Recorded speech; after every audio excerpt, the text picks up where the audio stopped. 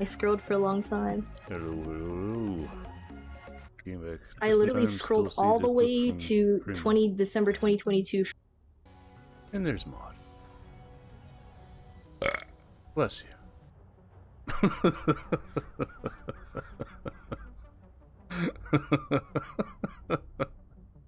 That's quite the start.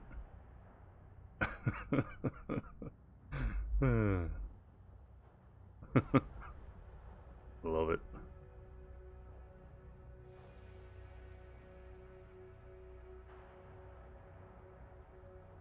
Now, bless you all I want. Some trifling hoe.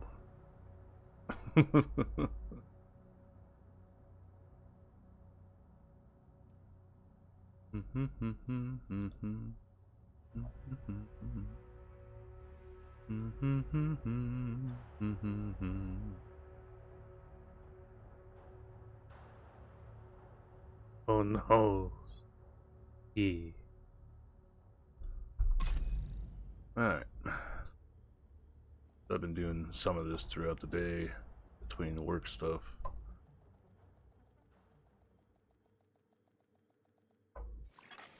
Safe area detected. Yeah, I could.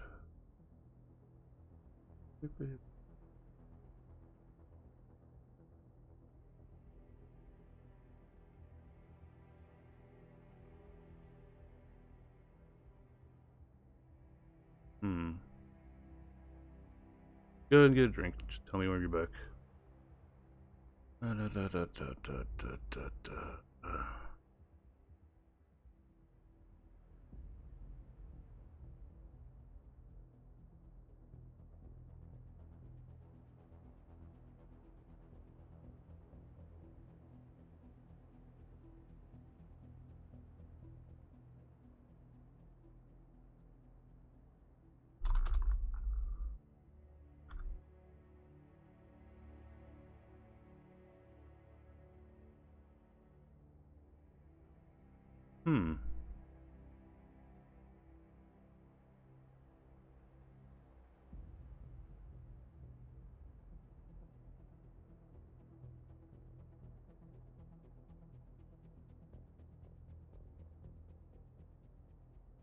There's that. Hey, Nariko. Hey.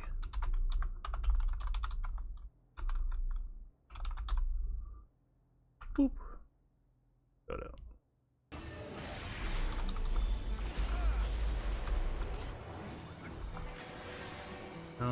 I am the fine.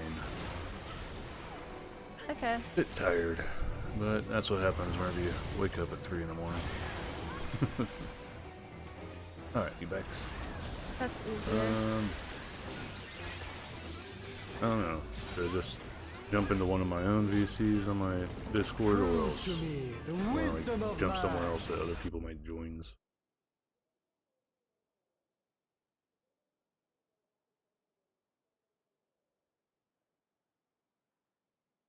Like, I mainly got back into playing this game because of Alma, but I know you're mine.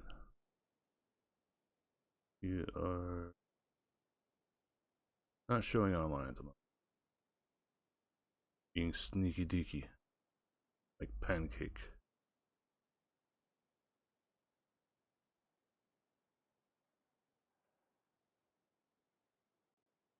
Rar. Moo. Agreed. I'm always sneaky.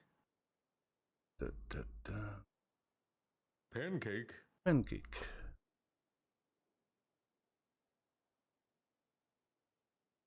Dun, dun, dun.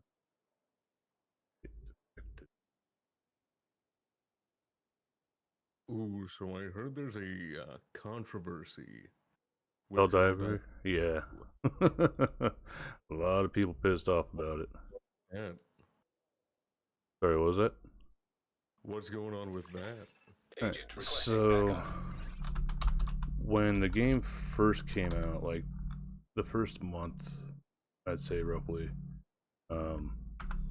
you had to link a PSN account when you first got in, and then I guess it like disappeared after so long. It's heavy set bonus, and it wasn't asking people for linking a PSN account. And then, as has been announced today, I guess is there. I think it's on the 8th is whenever it goes into effect for people that don't own the game yet. And then June 6th, I think, is the latest for people that already own the game to link a PSN account. And if you don't have one, then you can't play the game. Wow. And big What issue the is fuck? a lot of places, like a lot of countries that the game was sold in, don't have access to PSN. Like even China has no access to PSN. So, like from what I've heard, and that's a really big market. A seriously big market. So, like anywhere that Like- PSN is not allowed, or is banned, or there's whatever issues that PSN, PlayStation's not getting along with whatever country, those people that possibly own the game already are screwed out of a game, unless they use a VPN or a workaround where they lie about which region they're in whenever they make an account or something. So it's like that's a big issue right now. Then but doesn't bother me. I haven't played anything on PlayStation since Destiny 1. Whenever I played it on my brother's PlayStation. But I had a PSN account since I think they first made PSN.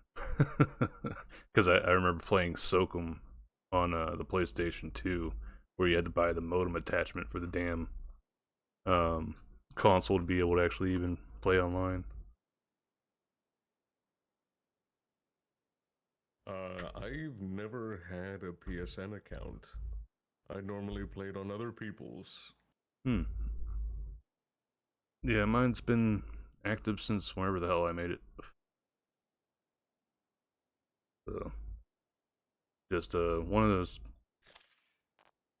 shitty situations that came about that a lot of people aren't happy with, but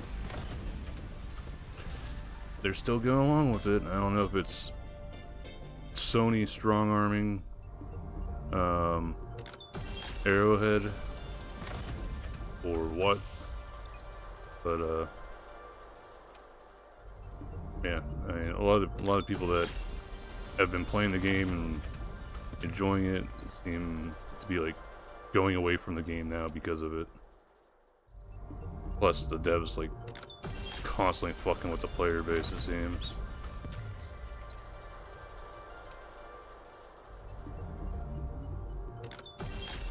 Other than that, anything else new with you? Work, and more work. The usual shits. Yeah. Usually I have Friday, Saturday, Sunday off, but I ended up doing some shit today, work related, but that's because it was blueprints instead of my usual reports that I do on a weekly basis now. So, change of pace, so I was like, yeah, I'll do this. I wish I could have, well, quote-unquote days off. People still bother you on those days anyway. Yeah. I mean, I do a lot outside of work. No work hours. Yeah. But it's to further my knowledge in other bases. Huh. What are you learning then? I'm trying to learn more of an electrician. Trying to go into, well, trying to learn that trade so I don't have to worry about it in the future. Ah, neat. I already know plumbing and construction, so... Yeah, technically I know electrical shits. I say technically, but if you look at the certs that I have, I've got roughly a equivalent of a bachelor's in electrical.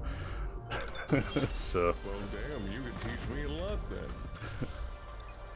Well, let's see. Last time I did anything with electrical was,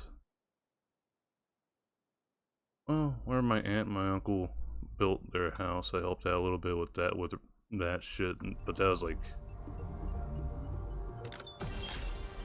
12 years ago. Then before that was like after I got out of the Navy.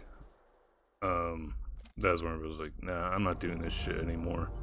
Because I went through Votech in high school for electronics, and then went to be a electronics technician in the Navy. So by the time I got out of that, after doing it for so many years, I was like, okay, I'm tired of getting zapped because people don't pay attention to shit. So I'm just going to cut that out from ever happening again, just not do it anymore. Thankfully, I haven't worked with any live wires yet. No, that's probably the best way to go. Exactly.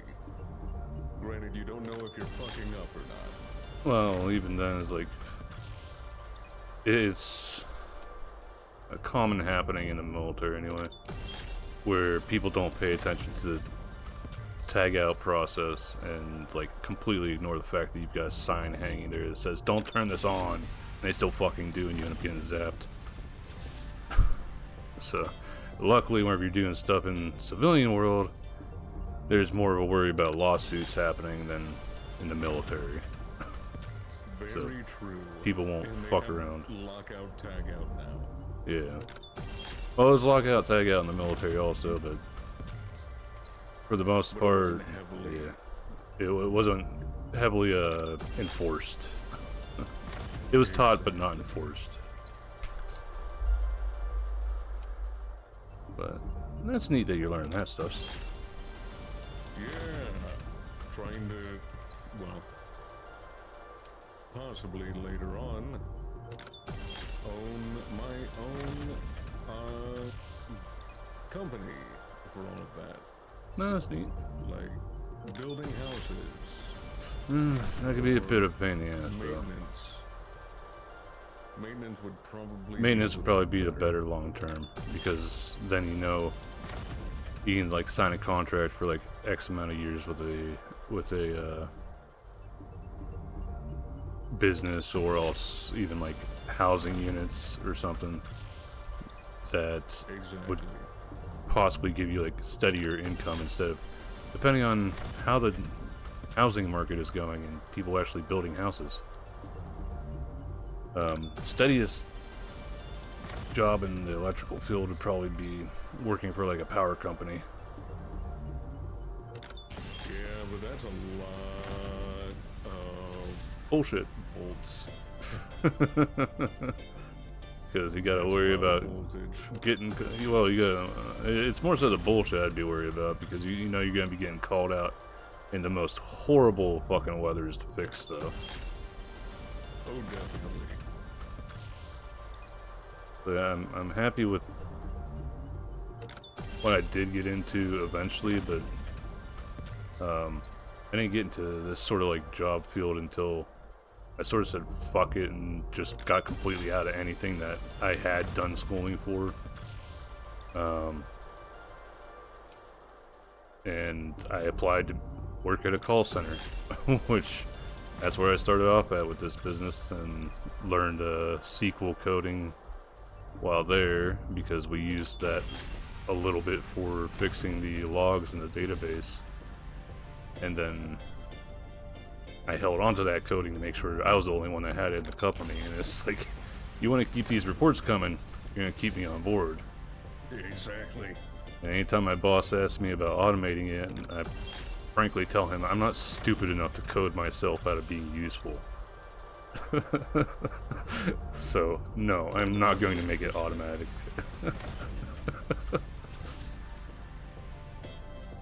Or you make it semi-automatic, where you have the key that could shut it off if need be. I could do something like that, but then I'm like, rather just keep it to myself. That way I have something to keep me occupied throughout the year. True. Hey, Ellison.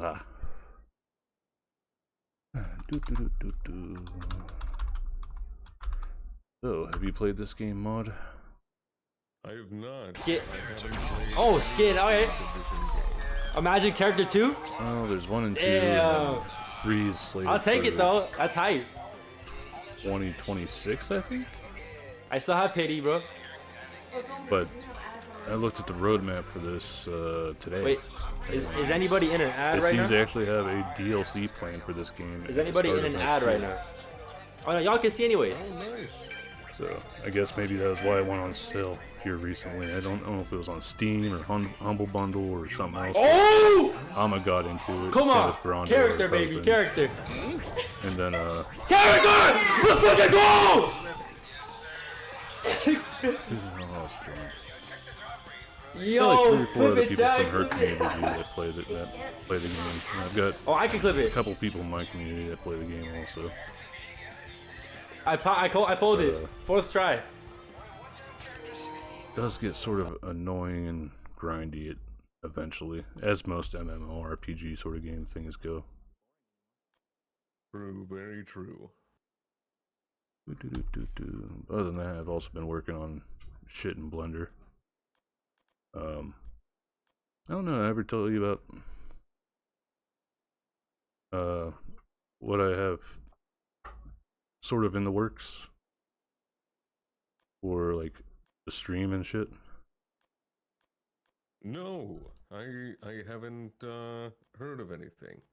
Alright, so basically I've been working on trying to learn how to do Unreal Engine but more in an attempt to sort of like, I guess you could say, sort of stream sort of like how Code Miko does, with more body tracking and stuff with my model, but it's like it'd be an Unreal Engine, so like it'd be like a streaming studio, but virtual streaming studio that I can make with Unreal Engine.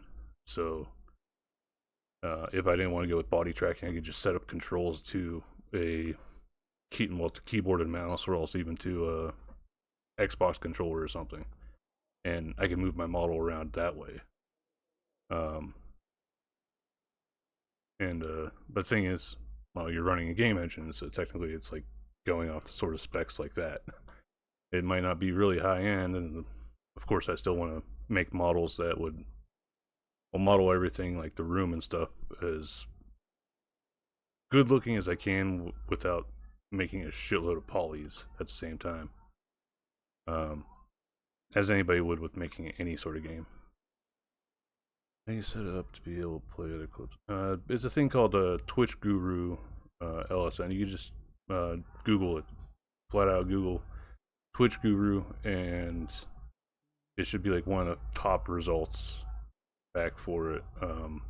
Very easy to set up too. It's just you just put it, you go through the website, it's like does a step-by-step sort of thing with you, and then you copy and paste the resulting thing into a browser source on OBS, and then even if you don't have a shout out thing, well, shout out command like Dream Elements, like how I have, it will still pick up the exclamation mark SO whatever person's name is. Yeah, what Mod just threw out there. But yeah. I help sometimes. Yeah. But so that was like the start of the idea with the streaming room thing, or the virtual studio. But then from that, I want to make like a community game, like quite literally building a stream community on stream with sort of I guess you can sort of say it's almost like those Facebook games, almost like where you could like Farmville. I don't know if you ever played Farmville or anything like that, where what else the other ones that a lot of people knew of, where you started a task, but then like you'd have to wait real life time to pass by before the task completed. You know what I'm talking about, Mod? I never played any Facebook games. Well, any game like that, like Oh yeah. I don't Definitely. I don't remember. Well, I don't know if Animal Crossing would be really considered something along that line. Never played any Animal Crossing either. Hey, Tech. I'm a boring individual. Nah, I wouldn't say you're boring. Just haven't sat on your ass in front of a computer as much as I have. How's it hanging all over here? I beg to differ. I've been doing this sort of shit since I was 14, so that's 26 years now. Maybe you have. And it's part of my job to be on my ass in front of a computer now too. Maybe you have. But listen. But You're right.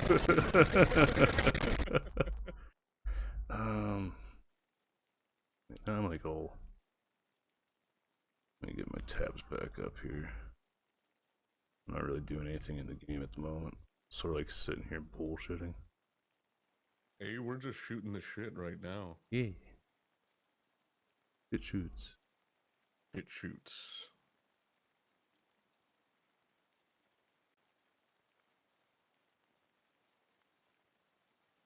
It's like these guys shooting the shit. Yeah. Oh. I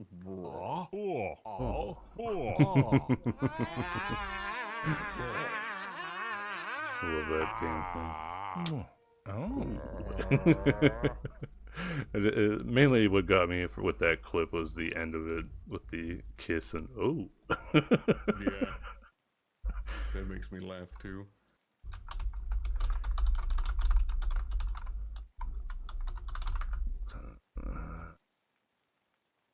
Games with real-time waiting.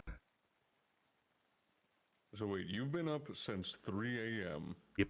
I've been up since 4 a.m. We're bad at decision making. Thing is, I fell asleep like around midnight, so I don't know why the hell I got up at Same. 4. Same.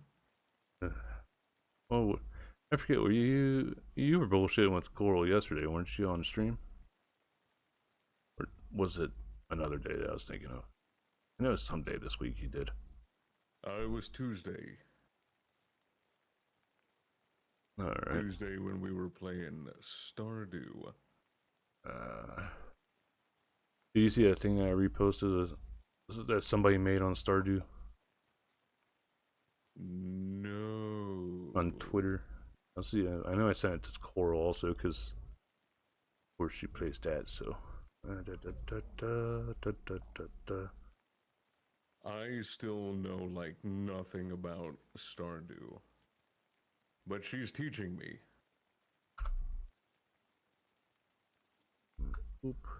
Alright, I ended up sending you, DMing it on the Discords. Whoa, that picture looks really cool. Yeah, I know. I don't even play the game that much. And I appreciate the work that was put into that. That's super cool. Yeah. Is that like a modded version? That I do not know. And I'll share it with the chat. I'll throw that in there so everybody can look at it. Yeah. But right now I'm sort of stuck in the rabbit hole of thinking of games that, well, looking up games that use real life time. Oh, Metal Gear Solid 5, The Phantom Pain. You know, whenever Coral researches anything in the game, and it takes a set amount of real life time. Yeah. I'm thinking something sort of like that, but basically starts off with my house as well, my place is the epicenter, and then on a first come first serve sort of basis, it starts building out from there, using people's channel points to buy stuff. So if you want to buy a house, then you've got to have like 10,000 points or something, or 1,000 points. And then that like gets your plot of land that's generated somewhere around me. And then while that's building, you just have to watch stream. And I'm gonna be using the Twitch API to make it an extension, so it's just something that like it pops up in the player that you click on and check it. And biggest pain in the ass is just making all the assets. You know, different looking houses, carpeting or wood flooring or whatever, beds, tables, etc., etc. And then also figuring, well, the biggest hiccup with that is like figuring what sort of theme to go with for making everything look the way that it looks. So I don't think anything cutesy wootsy would match too well with my usual streaming stuff. But essentially just something to like promote people just bothering to show up, even if they just come and lurk. That way they can get the channel points and wait for the thing to get done with building, and then buy the next thing if they want to keep on going. Try to customize their house. But once I get that groundwork laid out where the people can actually have like their own houses and shit, maybe make something where people can have their own avatars, and then you can like see them walk along the sidewalks on the application and stuff. And then in the long run, maybe even do like a just chatting thing where I like obviously would try to plan it out with whoever wants to do it, and end up visiting everybody in my neighborhood. And since I have the model for their house and on the game, we could literally have like I could stop by your house and we'd have like you sitting on a chair on your throne, like for you, for example, and I'd just be like sitting on the ground or some shit. I don't know what the hell I'd want to do. But it'd quite literally be, instead of like the usual just chatting where somebody's just throws the other person's avatar or reactive PNG up or whatever, like both of us will be there going through the land. Mm-hmm. Instead of it being my place all the time, it's like I'm visiting your place. What's your place look like? Yeah. Well, I would know because being the developer of the game, then I'd be able to like look at everything. All right, house tour. What does this person's thing look like? I'm not gonna model that. What's up? I'm not gonna model people's things. Listen, I meant houses. Don't put me out of context. You know what I mean. Oh. Or do you? No. I blame everything. I blame your clips. You blame my clips? Yeah. Like talking about butt. Listen. Somebody, I don't remember who, possibly Ika,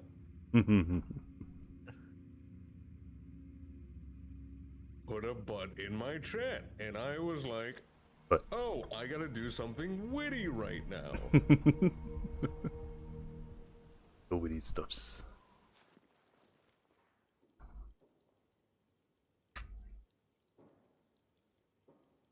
But yeah.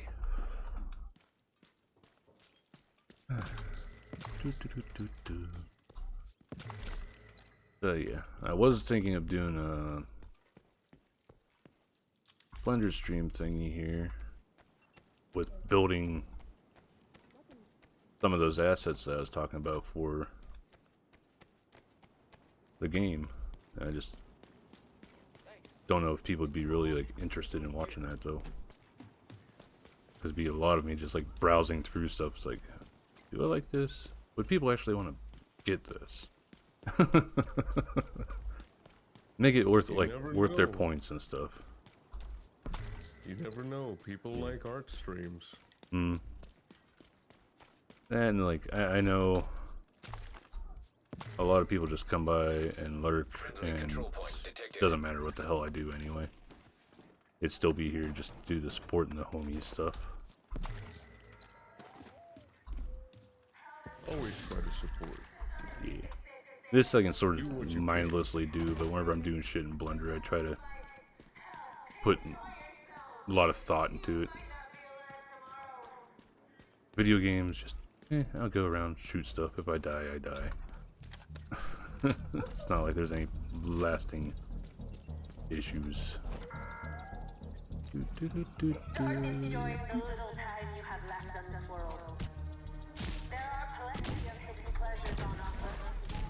Shit, I forgot that I don't have the Bernie stuff anymore. The burning stuff. Yeah, the thing that I shot the guy is actually an EMP. Oh, what the hell are you doing? That's who the hell was the...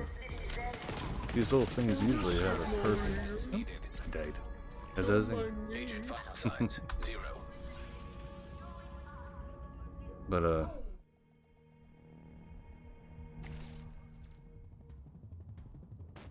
yeah. One of these days I might even just ask in my Discord, like, hey, what would probably be something you guys would like? Or, like, in the game, I mean. But, of course, there's the whole issue with dealing with Twitch's API. Which, can be quite poopy. It most certainly can. Yeah, like, just to get stuff set up, sort of like, Mix It Up. You use Mix It Up, right? Or is it Trigger Fire? I don't use any of those. I should probably I get forget. into Did you get a Tits Twitch integrated things? I got Tits. Alright, so that obviously taps into the API because people can use their channel points to throw shit at you. To do that with Unreal Engine, so far the only thing I have found, like tutorial wise, like try to learn how to do it, is stuff that has me buying a add-on or a plugin for Unreal Engine called Twiworks or Tweeworks, and that's like $25 right there. But looking at it, like the blueprints, which is what one of the things that you can use with Unreal Engine instead of just doing C++ coding, you can use the blueprints instead, which is more like it's the exact same thing technically, but it's got like a user interface to it instead of having to write out lines of code. But it just looks like a jumbled mess to me whenever I first looked at it, because I have very little clue about C anything. Yeah, I never got into software. I was much more of a hardware guy, right? I think hardware is much easier to deal with. It very much is. It's Because if bigger, something, more expensive Legos. yeah, if something pisses me off, I can throw it at least. Can't do that with software. Mostly. Mostly. Well, with hardware you can. It's just you're gonna damage You it. could. Yeah. Let's not damage it. Let's not damage it. But I wanna. But it's expensive. Yeah. There's one. There's that guy. Hostile control point identified. Why can't I get a rusher? Vital signs critical.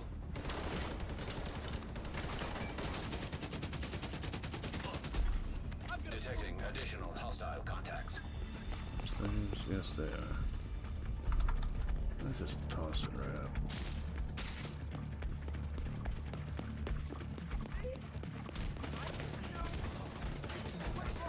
Detected.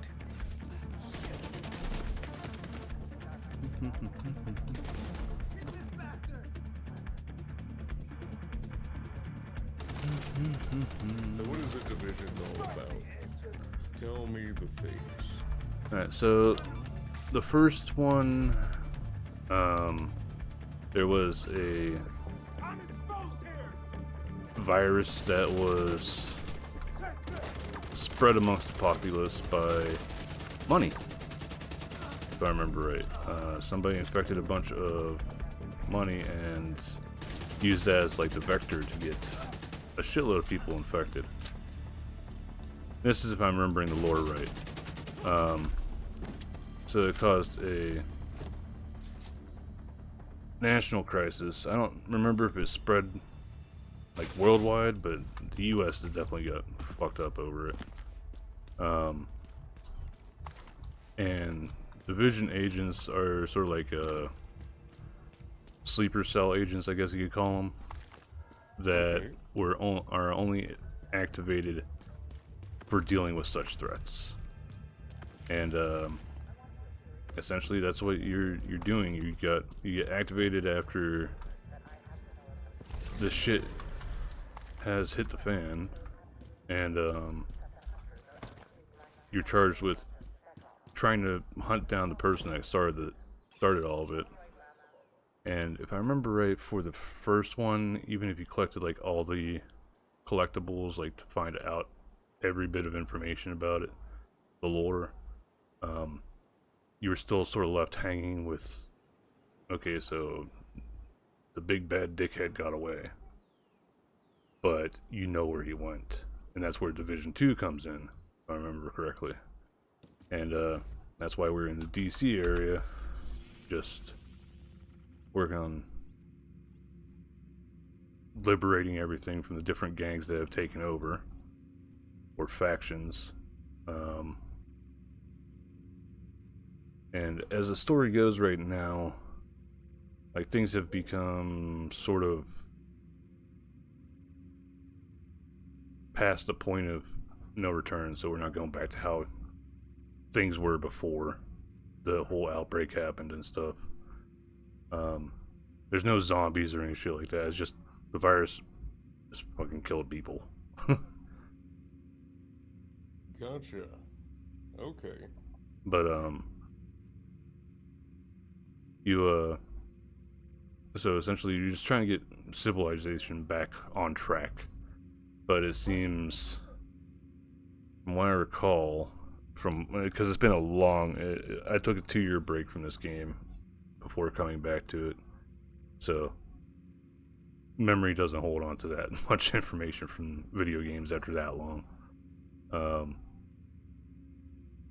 I just remember that it seems the president, who was still around, which, if I remember right, like one of the starting missions, we actually rescue him.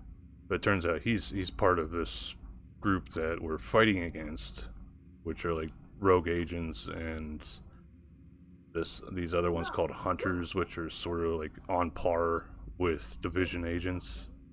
And rogue agents are obviously division agents that went rogue. But the current manhunt, like, so we've started doing manhunts, and we want to obviously get these people that have been causing the issues and shit, making things harder for returning back to how things, well, as close as we can get to how things were. But the current manhunt was for one of the lady, this one lady called Agent Kelso, which we do work with a good bit, at least communications-wise, throughout the initial game. But she ended up going rogue. Spoiler for those that wanted to play through the manhunt and find this out themselves. How dare you? But the thing is, like, Wild. Okay, so first part of Division 2 when it first released, you're hunting down this asshole called Keener. Well, his last name's Keener, and then he runs away Hostile control point nearby. from the DC area, and he ends up going to New York. The first game took place in New York. So the one DLC that came out for this game so far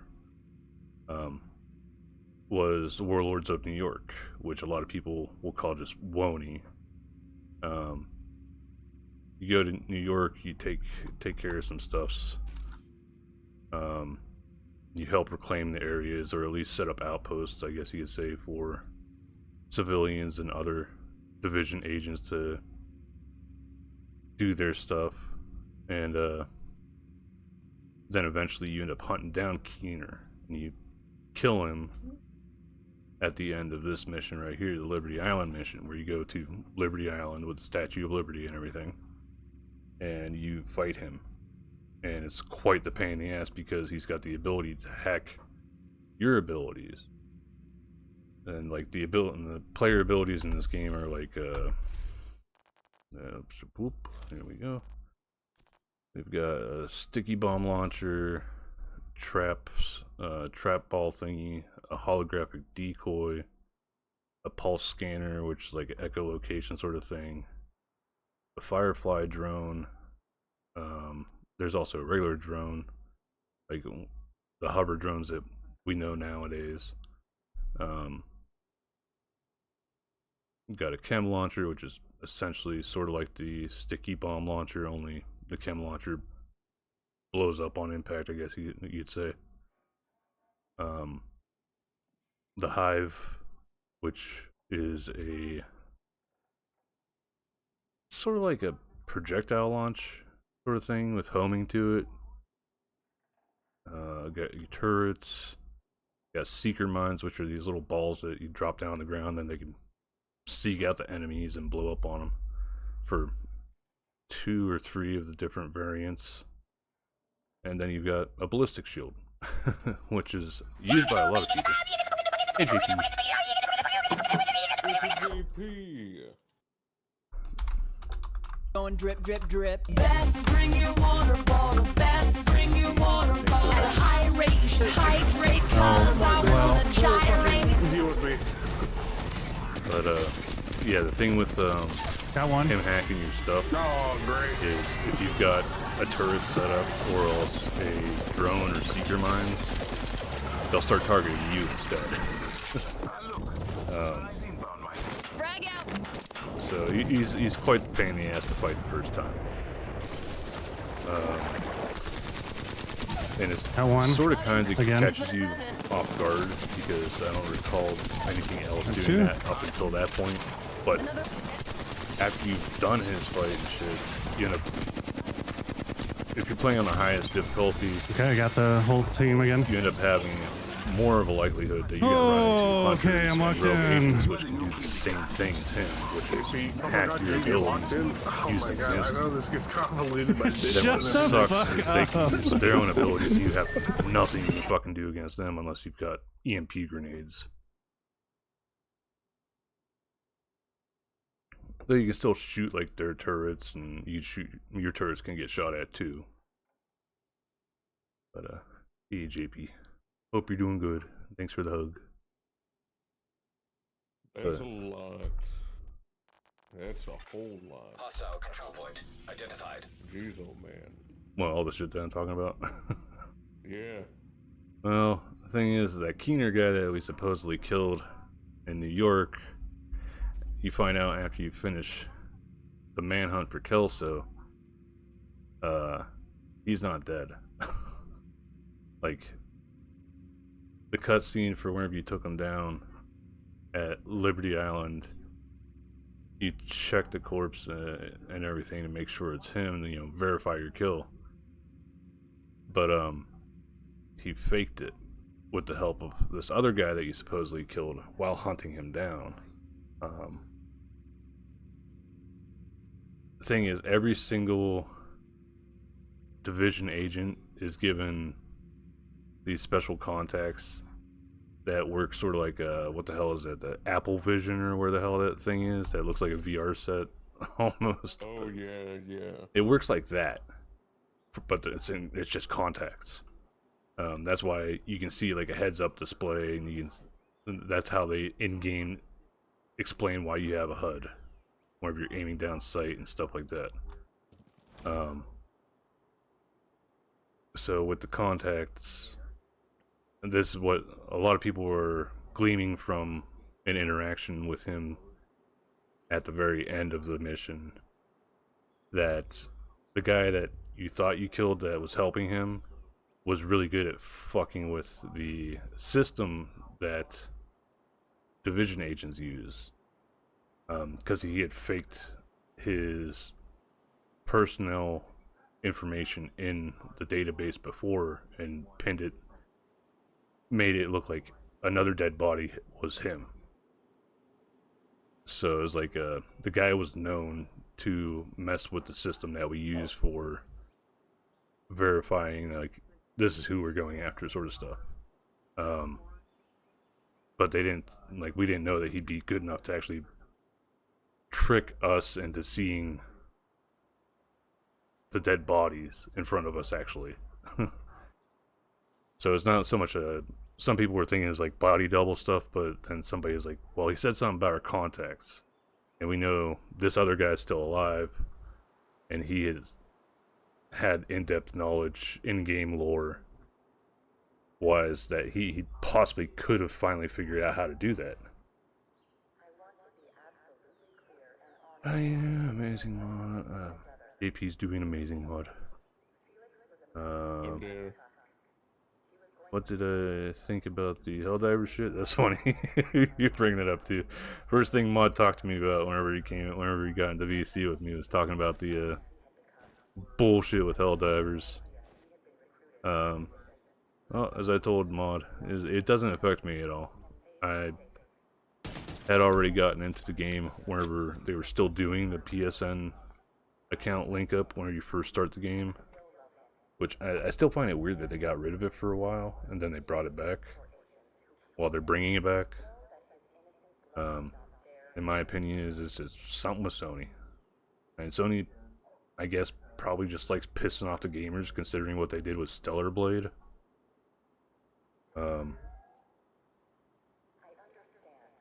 It's like I don't like the censorship that happened in that game, with that game. Doesn't stop. I think her name's Eve. From being hot as hell. So Hostile control point nearby. have you looked at that game at all, Mod? Helldivers? No, Stellar Blade.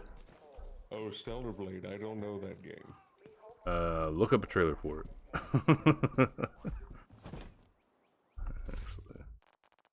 Actually, I wish I knew that. Well, later.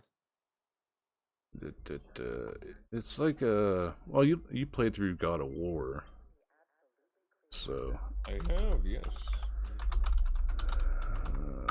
I guess you could say it's almost like God of War meets hot chick. Oh. From what I've seen, I haven't checked anything with actual gameplay since the game released, like a week ago.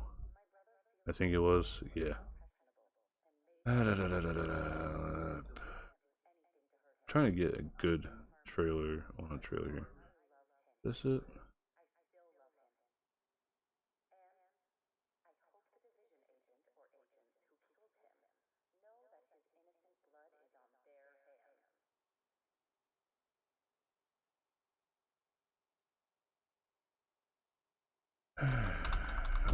look up gameplay. We'll see.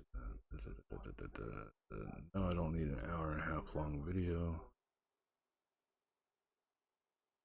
Yeah, we don't have time for that shit. Oh, I don't like stealing that much content from somebody. Like I said, we don't have time for that shit. Well, I think it's like clear. Sony just wants to harvest data with renewing PSN link ups. Why people gift the game? So I'm like, eh. Well, that's the biggest issue. If I were to say I have any issues with the whole PSN bullshit with Helldiver, is the fact that I think it's been within the last couple years. I mean, not even like a decade late, well past it. They've had like Sony has had one of the largest data breaches when it comes down to the gaming industry, with people like hacking PlayStation Network and stealing people's information. I don't trust them on that behalf. I'm not saying that like Microsoft is perfect in that sense, but I don't recall hearing or seeing any news of people's credit card information being stolen through Microsoft Xbox's live service stuff, unlike with Sony. So it could possibly be out there, or else it could have possibly happened already, and just so Microsoft's much better at keeping under wraps. The network hacked like 3 times. Please, let's leak player info. Yeah. So Sony doesn't have a good track record with that. It's like they're a big company, so you already expect them to try to get your data anyway, so that they could best use it for like trying to get you to buy their shit. But I don't like that they don't have enough locks on the box to keep all that information tucked away for their use. So that I don't care for at all. Make sure this is at least a decent video before I end up making it. Yeah, alright, that's fine. So I linked it in chat for if you want to check out like a gameplay trailer of Stellar Blade mod. I gotcha. About 6 minutes long, but yeah, I've heard a lot of people say it's sort of like Dark Souls, but more so Bloodborne, with more of an emphasis on dodging and reposting and stuff like that. Whereas Dark Souls, you can quite literally just get through most all of it using sword and board. True enough. I haven't really thought about it in that way, but yeah. Well, Bloodborne it was built for you to be a bit more aggressive, because unlike Dark Souls, whenever you got hit, you just lost that HP. In Bloodborne, if you got hit, you could try to get some of that HP back by attacking and landing hits. So Bloodborne is definitely more of an aggressive playstyle compared to Dark Souls, even if you go without using shields at all. A big problem with Stellar Blade is that is a PlayStation exclusive. So, yay to Sony doing that bullshit. They'll port it at some point. Yeah, they probably will port it like a year or so down the line, like how they did with what is that one with the robots and that female main character? It's Nier? like, no, not Nier. It's Damn it. Can't even remember I can't even remember the main character's name right now either. I think JP's played it.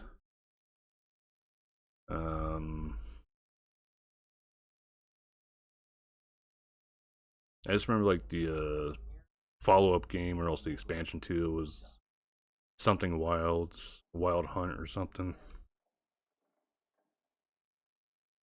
Well, that's The Witcher. No, not Witcher. Yeah, well, yeah, Witcher was did have Wild Hunt.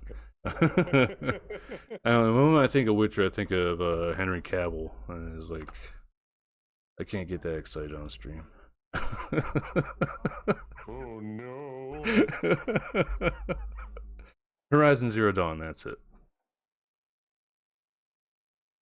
Yeah, Horizon Zero Dawn is one. I think it might take the same route when it comes down to Stellar Blade getting ported. Probably a year or so down the line. I just really, really hate when PlayStation does that shit though, where they have an exclusive and then they port it a year or more down the line to PC. That sort of killed a game that I really loved, that I was sort of tempted on buying a PlayStation 4, and then I just forgot about it because I didn't hear about it a whole lot afterwards, because not many people stream from their PlayStation to well, they don't bother with the extra shit of getting a capture card and all other stuff. They'd rather just play a PC game and stream that. It's less hassle, less wires and everything to deal with. But the game is called Let It Die. I forget how many hours I have in that game. Oh god.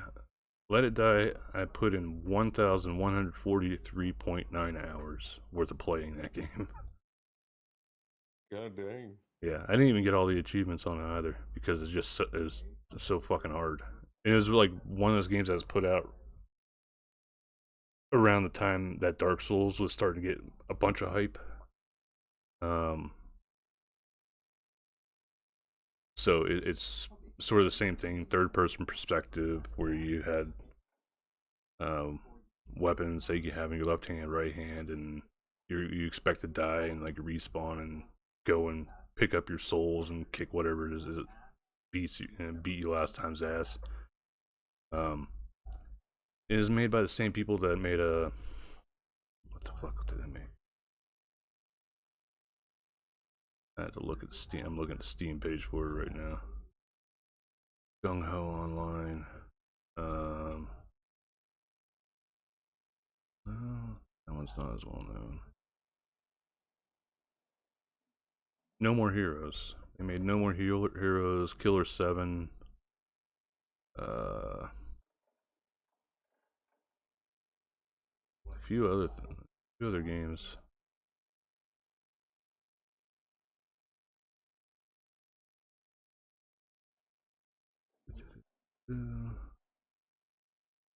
Well, the game's still going. But yeah, Let It Die, initially released on PlayStation, and it had its like week or so that anybody that had a PlayStation and a capture card were streaming the hell out of it. Then it disappeared, so eventually I forgot about the game, and then it popped back into my Steam recommended games at some point. I was like, oh yeah, I remember this game. Gave it a try, got extremely addicted, as per the 1,000+ hours I put into the game.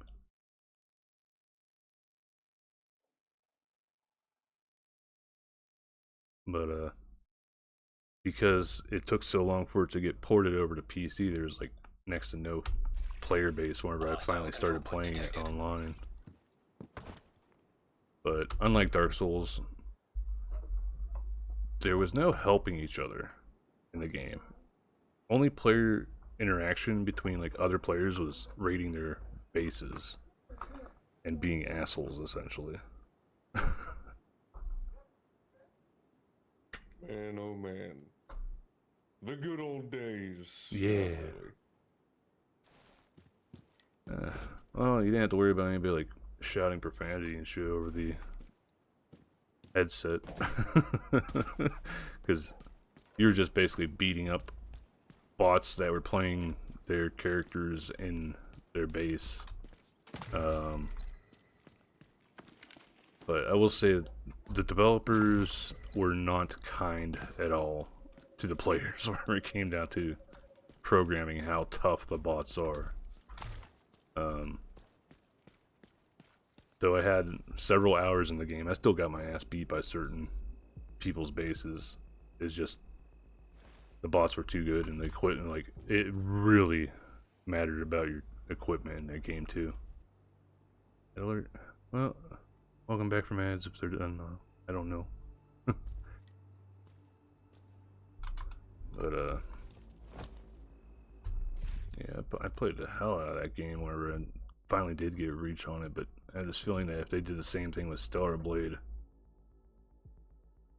it'll probably be hyped whenever people find out that it's going to be ported to PC, and then it'll probably die off real fast afterwards. Which sort of sucks because the game looks good. It's like it looks good. It's like it's not.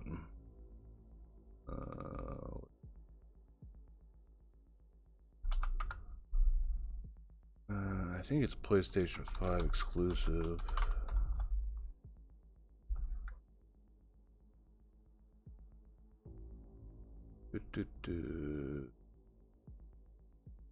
Yeah, the game looks good, but it's not $450 good. Well, $450 good. Like buying a new PlayStation sort of good. Oh yeah. Yeah, no, fuck that. Well, $450 for the PlayStation 5, and then buying the game, which I'm guessing is probably like $60 and $70. Never mind. Yeah, that just made me feel like I'm getting older than I really am. It's alright. We're all old.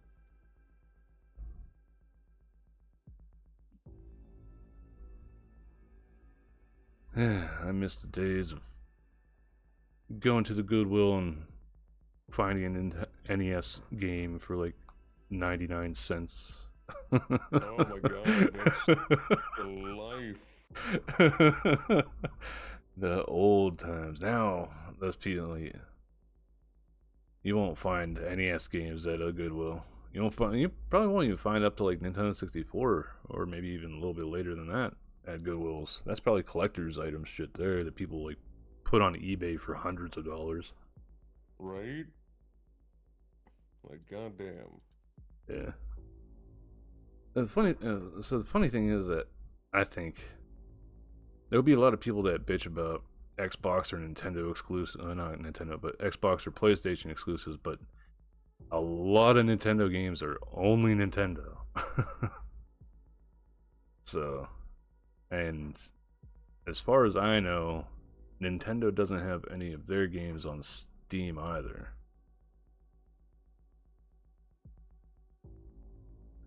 So, The boy who lived has come to die.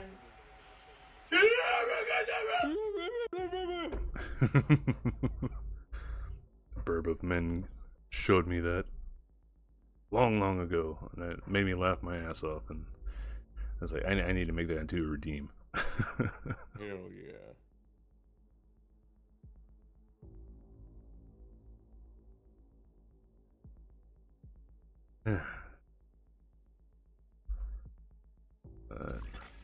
Agent requesting backup. Hostile control point nearby. Hey, Kuko. Welcome. Thank you for the lurk. Yeah, thank you.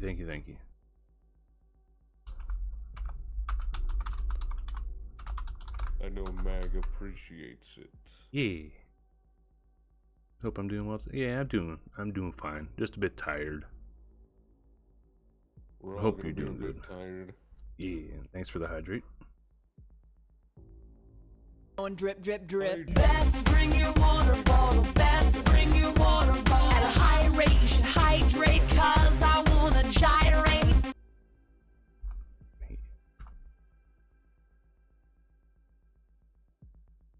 Yeah, I did.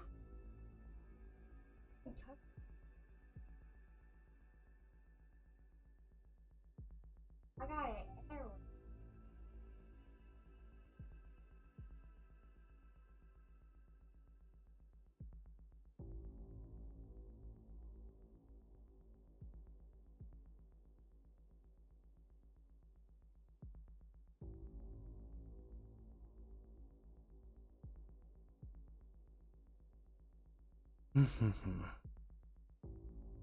Sorry, trying to put in the Wi-Fi password for my kiddo's Switch.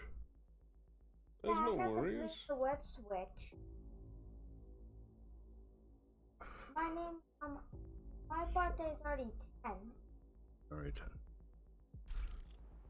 You know what, I could probably... I'm gonna quit out here.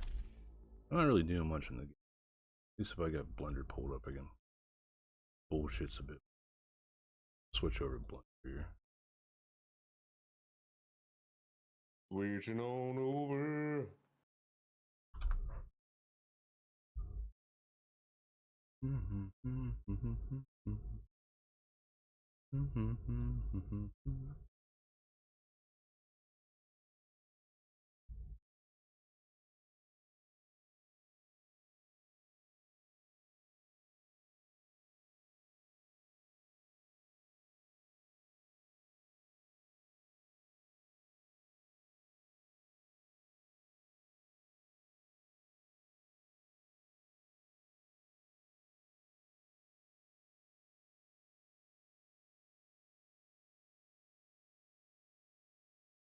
Doopy doopy doopy doo.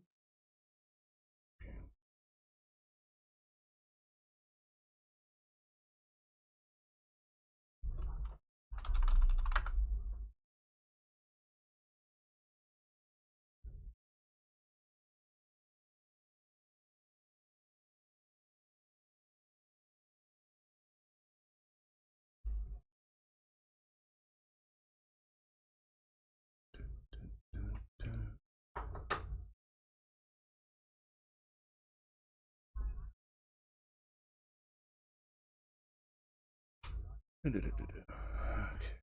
so this is actually what I've been working on recently in Blender. A bedroom? It's just No, sort of it's too soon. sort of just a small idea of well, getting an idea of what I plan to try to do with the whole game thing I was talking about, where at least I need like a basis of what people can get, well, what people can get in the game.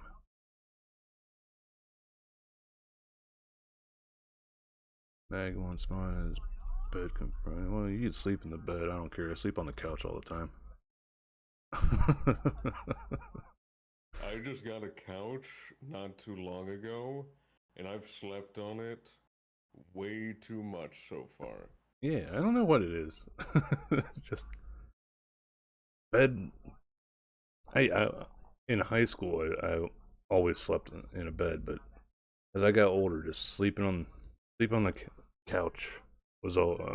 I don't know why. It was something better for me, I guess. Maybe it's because I was in the military and I got used to sleeping in a small ass bed on submarines. It might be like the cots might not be as comfortable, but when you get used to it, it's pretty freaking nice. Mm-hmm.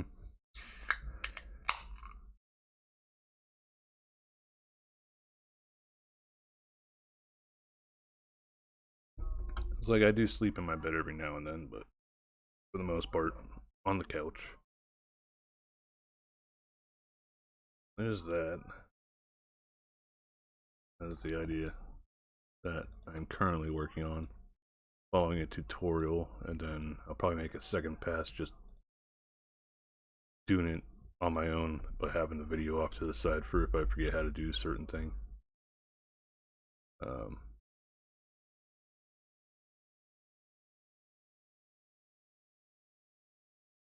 There's a little microphone mesh that I made for future asset creation.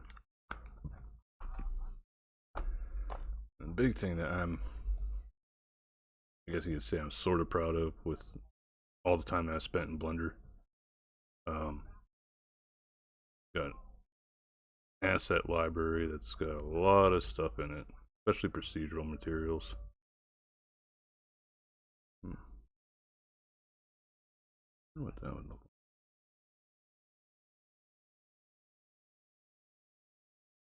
like. Cool.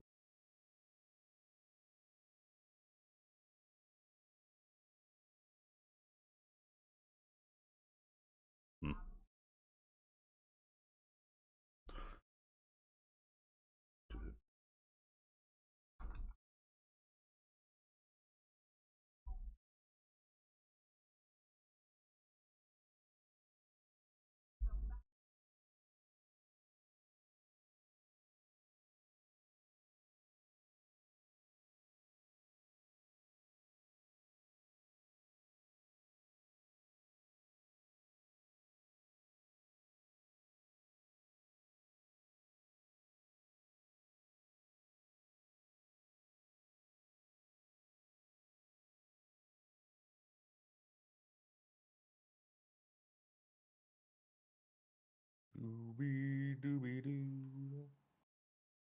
Stoo-doo-boo-doo-doo-boo doo. That'd be an interesting microphone cover. Or cage. Microphone cage, hell yeah. Yeah, cracked ice.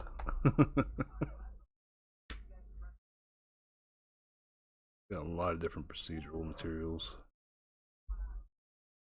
Put that on that. What it looks like on a big ass plane. Remember, right? This also has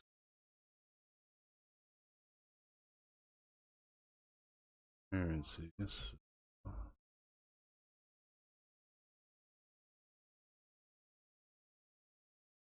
Don't want that sample.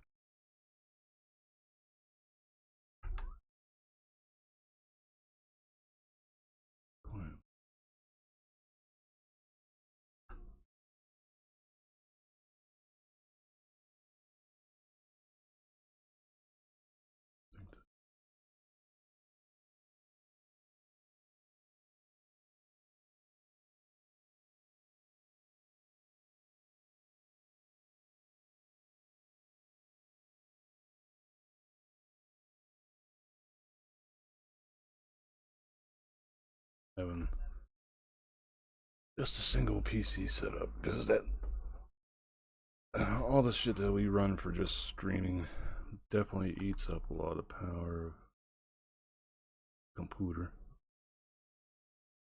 Computer. Yeah.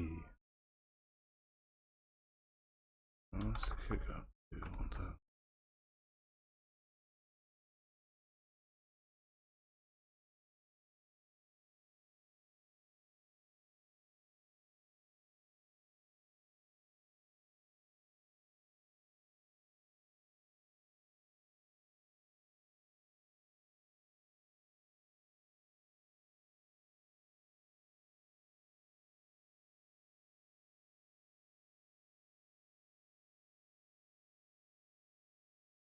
Yeah.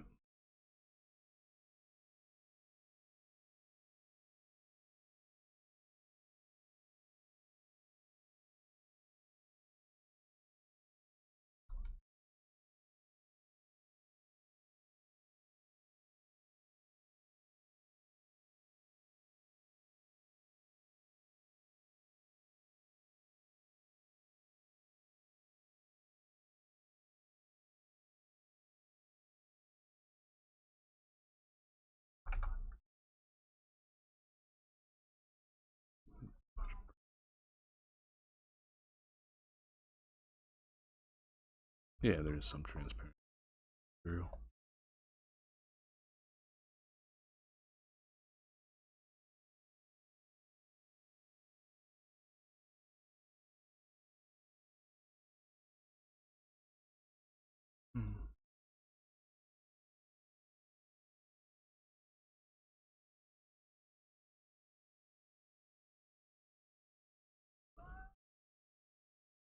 had to render it to actually even be able to see the transparency.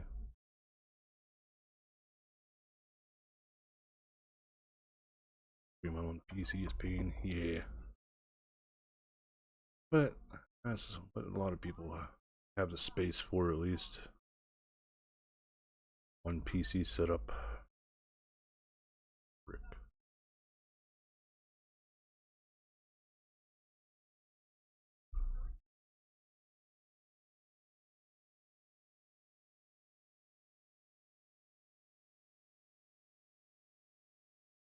Displacement. Yeah, this one requires displacement. Yeah, this procedural cave wall. I actually learned how to do, well, learned how to make that up for whenever I was talking to Coral about making a VR chat world for her. Never got around to doing it. I don't see her in VR chat that often. Hey, Slayer. Not very often. At least nowadays. Yeah. She plays a lot of Stardew. Like a nerd. Like a nerd. Oh, funny thing is, my friend Joe has been playing Stardew Valley a lot too. Yeah, Joe Devil. Yeah. He's very surprised that I've never played it before.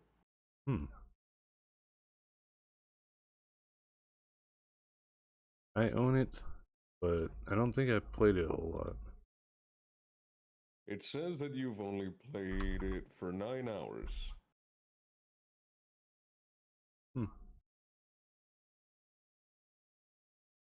Ah, that's why. Steam cards.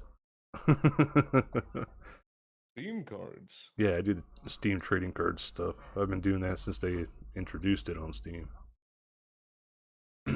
That's why I've got the Steam level I have. Yeah, I can see that. Level 139. Mr. 150 some odd. 139. Yeah, 139 with 19 years of service. So I made my account on Steam November 11th, 2004. Jeez, oh man. My Steam account's getting close to drinking age. Huzzah! Yeah.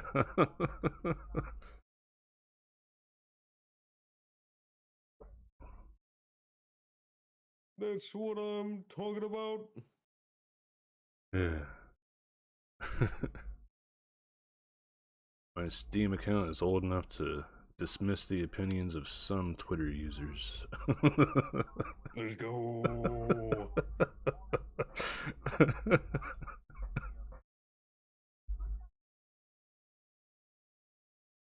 This is what I've been waiting for. Here's one I really like. Lava Planet thing that I made up.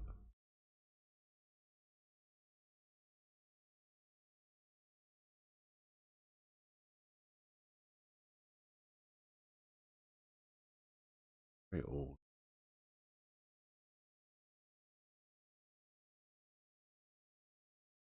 Don't know why it always brings in the atmosphere though.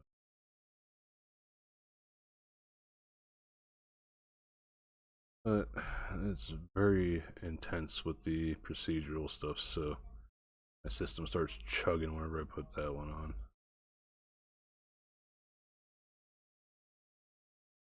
Yeah. Anybody that's played Minecraft should recognize this shader. Pixelated dirt shader for based off of Minecraft. Like, good news. Say, let's pop that to there. Asset library again.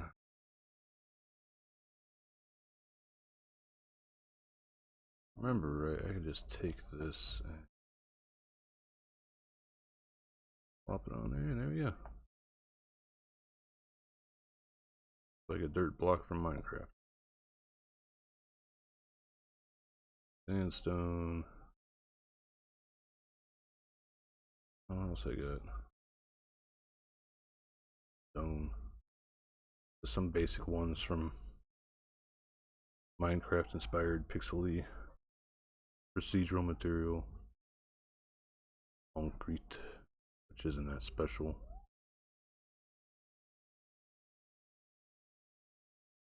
Like that could be used for like a sidewalk or something. Maybe. I wouldn't know too much. I just live here. Yay, living. Yay, living! Woo! This is what I've been waiting for. Sounds like something from Charlie.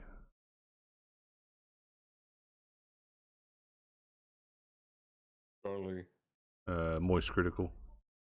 Yeah. Yeah. That's what I'm referencing. Okay. Don't watch him too much anymore. I've never watched him. I just watch clips of him.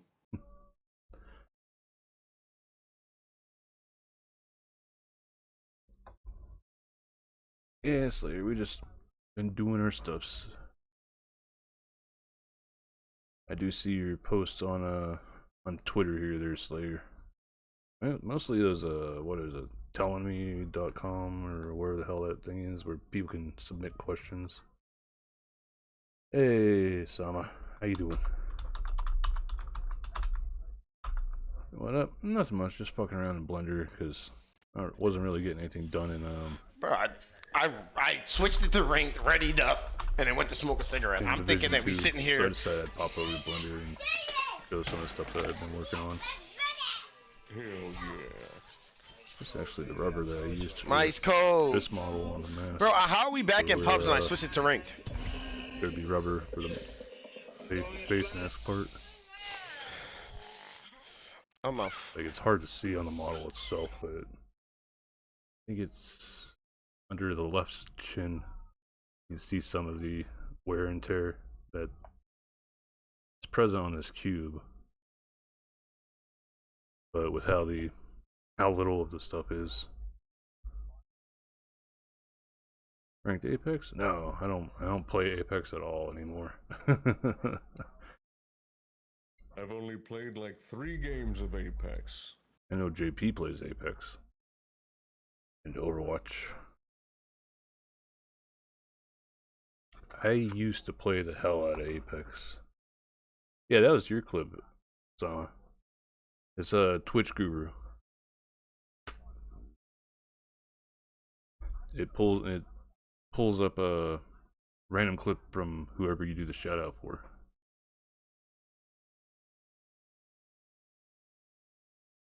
Imagine playing episode.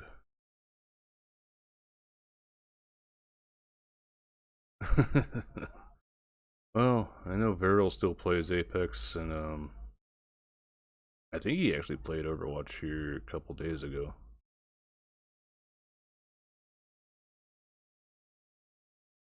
Play COD only now. I haven't touched COD since Modern Warfare 2.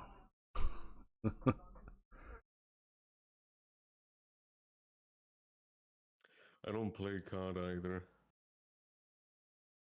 Yeah, I got into Modern Warfare 2 pretty heavy with because I would play that with my brother and my cousin. Like we would sometimes get together at my brother's house and we'd each have our TV and our own TV and our own Xbox set up, and we would party up using Xbox Live and just play for hours on end together. Those were the days. Those were the days. Well, I know you play Fortnite because of Well, you're playing it with Tofu. Hey, Seawolves.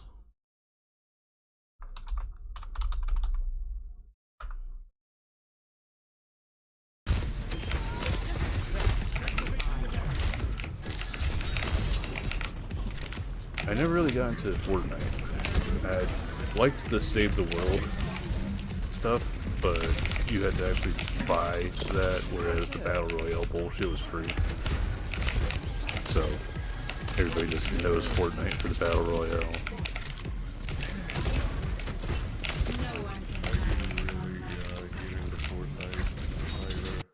Oh, nice. I've only played a little bit. I tried getting into it, but it never really worked out. It's just... I think one of the big things that put me off from even trying to do the doing like the Fortnite streamer shit was I hate Ninja.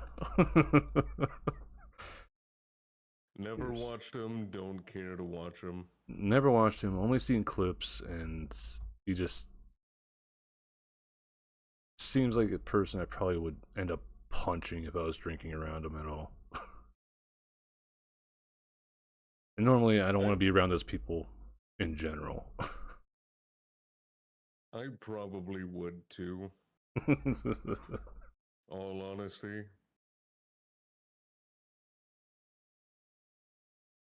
Yeah. Well, eventually they made Save the World like one of the free things in the game, but you had to use their mods or map thing to actually play it, which I think is stupid. They should just make it like a separate game mode, like how it used to be with if you owned Save the World, but then downloaded Fortnite, which I hated. It'd take you right to the Battle Royale shit to start off with, and you had to set it to go to the Save the World version. But I did play a good bit of Save the World stuff. I found it pretty fun having the base building with tower defense sort of thing against a bunch of zombies. Oh, you had zombies in Fortnite? Yeah, like whenever they finally put zombies into the Battle Royale thing, like everybody was like, oh my god, there's NPCs we can shoot at now. Like, they've had it since they first made the game, you dumb shit. Look at where it came from. They just used the zombies from the Save the World version that they initially released the game as, and put it into the Battle Royale. I don't even think they even really changed the AI logic to it at all either. Because in Save the World, they'd stay in like one place on the map, sort of just hanging out until you got close enough or started shooting at them, then they'd start coming towards you to attack you. And that was like one aspect of the game where you'd go out and do missions and stuff and collect resources and shit.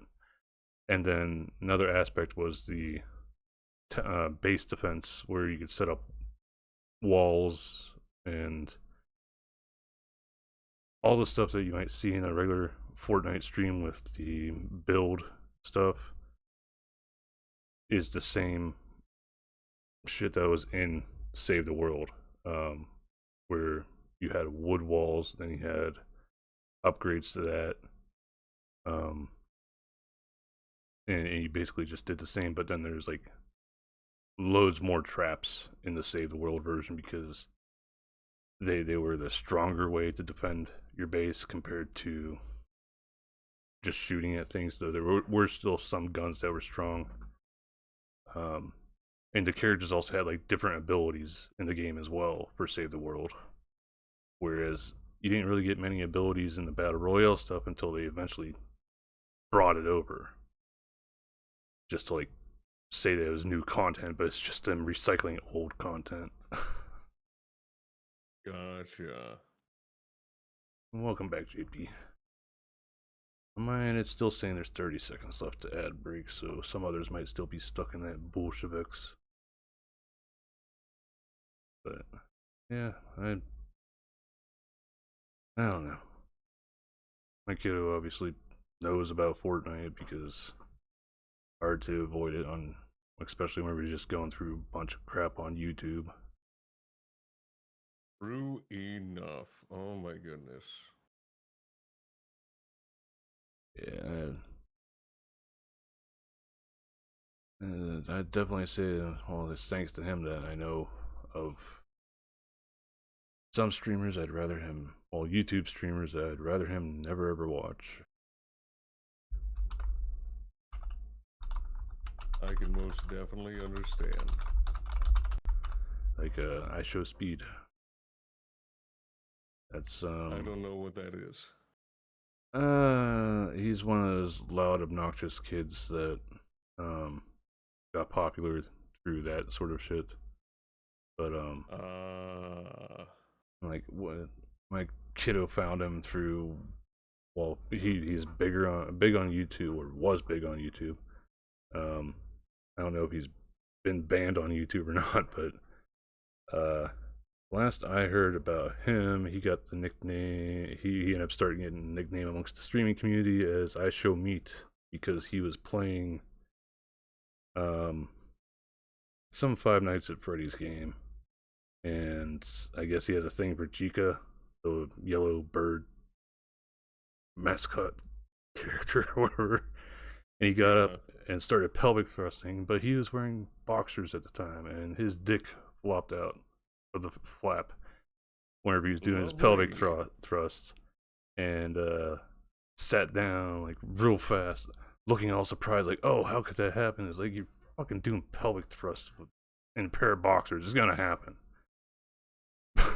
But nobody thinks nowadays. yeah, so it's like, and I know the guy's got to have a shitload of younger viewers because the games that he plays, like Five Nights at Freddy's and other things like that. But I know he got in trouble for fucking like harassing female streamers and shit too whenever you had them on for collabs, I guess you'd call them that. Asking them shit like, who are your last two people on Earth? What do you get? Would you want to date me and stuff? And before the girl could like start explaining herself, like, well, who would stop me? And I was like, no, you are a good. I don't like that. And well, she doesn't really need to stop him personally, but if she has a gun, that could definitely stop a lot of people from doing things. Most definitely. Surprisingly enough, that didn't get him banned from YouTube either. I heard he didn't actually get a ban from that, exposing himself during stream with the I Show Meat incident, but I know he gets real pissed off if you bring it up whenever you're talking to him. Like, just go to Kick already. But there's them, there's FGTV, which I hate with a passion, or any other one of those like family channels, I guess you'd call them, that were like the parents obviously have no talent, so they're using their kids as a thumbnail clickbait for other little kids to click on the thumbnail and watch the videos. Yeah, you get. I just fucking hate those.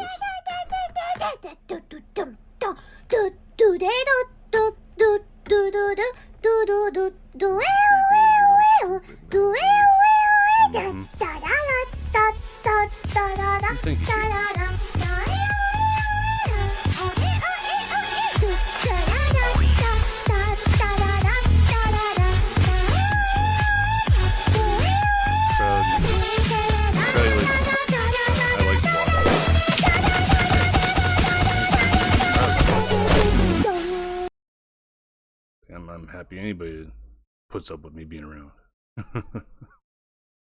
And that redeem took way too long for me to make, but I'm still happy with it.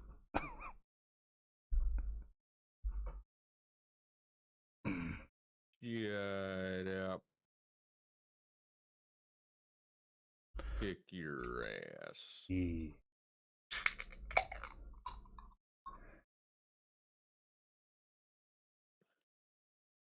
But yeah, it's funny. First thing get whenever I type in "I show speed banned from YouTube."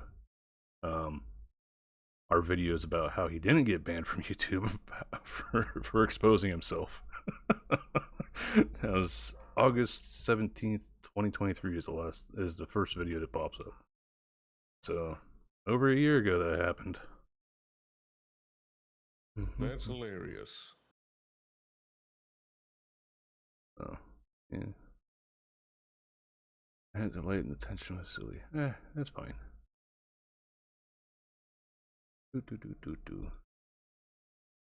But yeah, I don't know. I just don't care for streaming on YouTube. Definitely don't want to stream on Kick, because fucking Aiden Ross is another one of those people I just hate, especially with his attitude.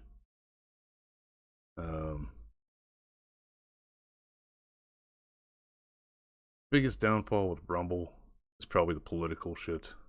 Like, a lot of the front page is political stuff from both sides, left, right. I'd say some in the center as well. And then there's random bullshit in there, like the usual e-girls popping up top because they've got a lot of viewers that came over to try to get their OF link. Of course. But the one thing I do like about Rumble is you can start monetization on your videos right off the bat. So, unlike YouTube, you don't have to try to hassle fucking getting, what is it, 4,000 or 1,000 followers. You just monetize your videos right off the bat on Rumble.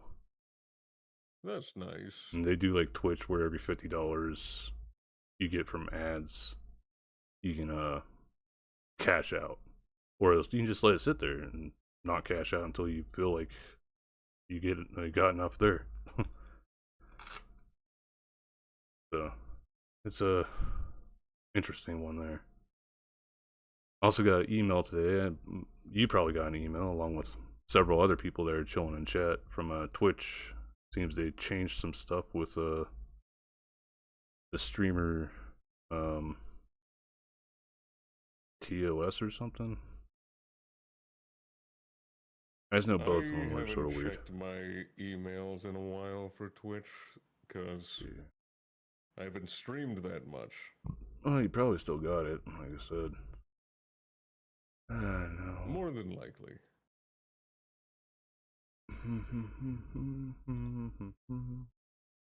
Update to Section 7, modification for monetization. No, monetized streamer agreement.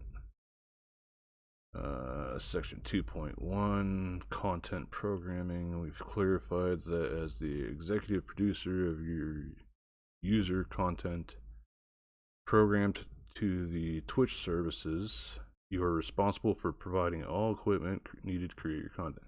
Are people really out there fucking trying to ask Twitch to provide them with stuff, like hardware and stuff for streaming? I think so. That's a whole nother level of fucking privilege right there. Right? Yeah. I wish I could just ask people, hey, can I get a new computer? Yeah. And see, like, some of the people that do, like, sponsorship deals with computer companies or, like, people that, well, companies that make computers and stuff. I can understand that. Like, them getting a PC from that. But not from Twitch. Or YouTube or Rumble or Kick. I don't expect any streaming platform to give somebody a fucking computer to stream on. It doesn't matter how big they are. Right. Actually, the bigger you are, you should be able to use that money to buy better equipment. But then this other thing is Section 3.2, channel subscriptions. In January, we announced that we would be making changes to several streamer payout programs. Yeah, I remember that. Including the Prime Gaming subscription payout, as previously outlined in our blog, which is a link. We're transitioning to fixed rate fees for Prime Gaming subs based upon the country of the subscriber. Rates can be found here, which is another link. And I think like I looked through the list for Prime sub. Well, Prime Gaming sub, the US is getting $2.25 out of that. Well, United States streamers.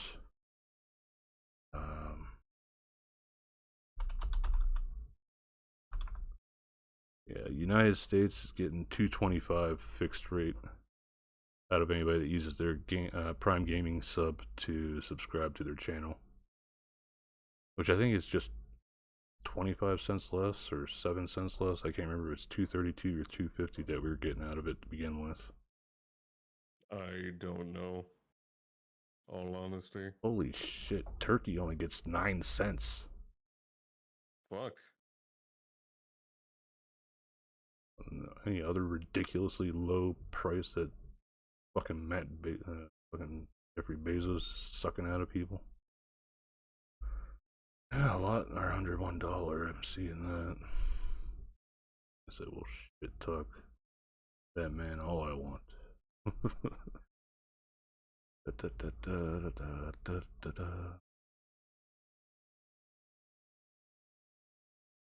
Looks like Turkey's probably the only one that's got like really, really bad. Everything else is at least close to $1. What the hell did Turkey do to get only 9 cents? I have no idea.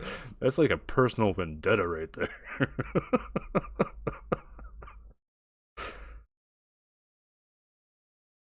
Oh boy. I would probably flip shit if I found out that I was only getting 9 cents from somebody's Prime sub. How much they charge people for Prime to begin with. Like, ugh, that's horrible.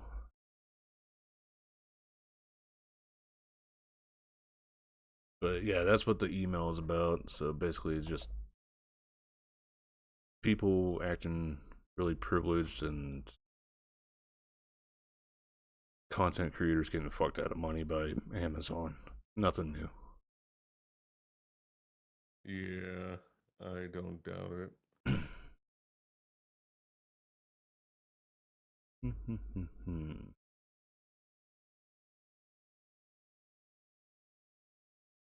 People are very much assholes. That's the only thing I'm good at. What?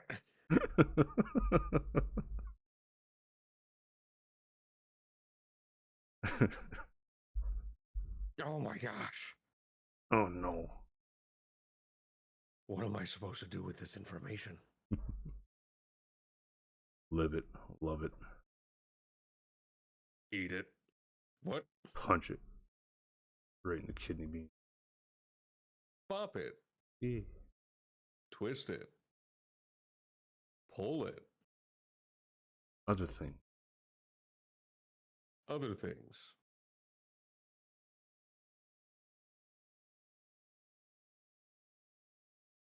Was there anything else for bop it? Bop it, twist it, pull it. No, that was it. Very simplistic. Oh.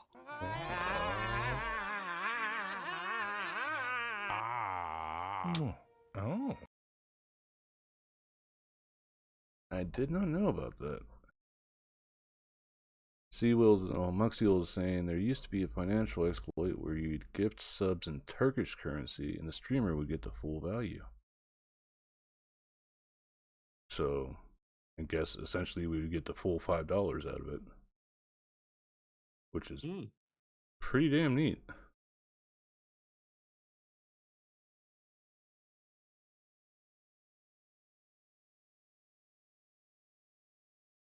There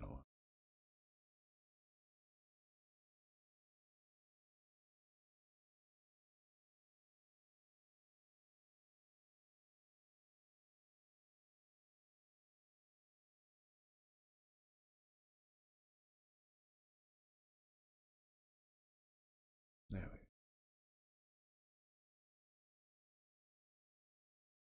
Got a little sidetracked with remembering, got that.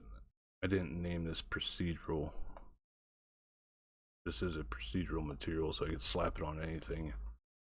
And they would have that like a grippy metal sort of thing that like dumbbells and stuff have, or where you put your hands at to hold on to. I like to try to keep my stuff organized, but the problem is with the asset library, like I can't move things that aren't in the file that I have opened into different parts of the library. I would have to actually open up each and every individual file that has these different things in them, be it materials or actual models, and then drag this part from the bottom part over to where I want to organize it to, which is a bit of a pain in the ass, but might be something I'll work on down the road. Right. This thing I love about Blender, they're like always working on the next big update and stuff. Same for Unreal Engine. Unreal Engine does a lot of updates to shit. I don't hear a whole lot about Unity though. Then again, ever since the shit with the dumbass CEO or whatever it was, or wherever he was trying to charge developers retroactively for the games that they made for using Unity, as like, I think that sort of killed Unity.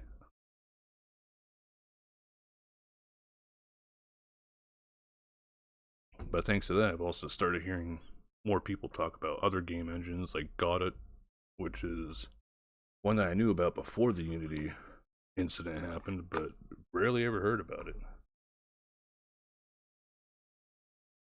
I don't know many companies, so. Oh no, they're just programs, like Blender. Programs. Well, Blender does have like official developers and everything. Like they got an office somewhere. I forget where the fuck it is, but they put Blender out for free. I guess they just get enough from donations from people being thankful that like we have this awesome 3D modeling tool for free on the internet. That's how like I'd say one big thing with ever since the internet started blowing up and a lot more people were getting into it, especially like the next generation and stuff. Things like Blender and other free programs that survive off of donations from the community and stuff have started thriving more. So I'm happy to see that. As long as they don't do any bullshit monetization, I'm happy with it. Because obviously they got their spotlight because we put this really awesome thing on the internet that anybody can use for free. Unlike Photoshop and shit like that, which is all I knew about whenever I was in my teenage years.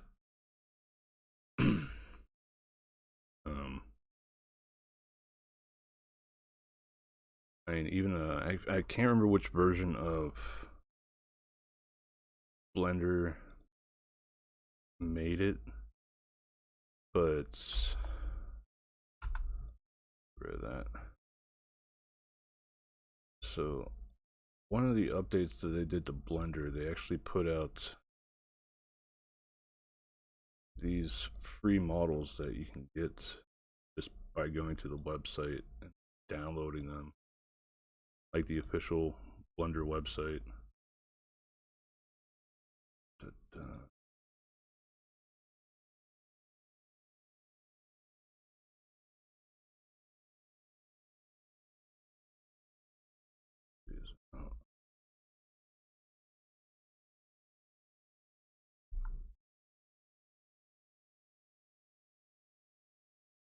Yeah, all these models, different like stylization. Yeah, stylized models, more realistic models.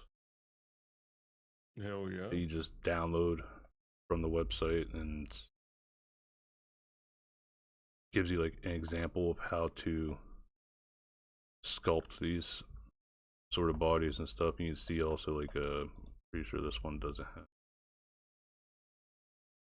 modifiers applied. I'd have to go into the actual file itself. But yeah, one update that they did, they just put out all those 4 models along with actual just heads that you could use for examples. My collection of heads. Teeth, hands. Don't want this up. Then like update before that, they did a massive overhaul to their hair creation system. With that, they also added different things for the asset library that you could just drag and drop onto the hair particle system that will give you curly hair or also braid, instead of having to make the shit from scratch, which is how it was before that update. So like taking stuff that is used commonly by a lot of developers and 3D artists and try to actually implement stuff that makes it easier for them to actually do their job without people having to pay for it. I can respect that. Yeah, nice. Yeah. Takes a little bit to get used to this stuff, but I'd say I'm sort of happy with how far along I got.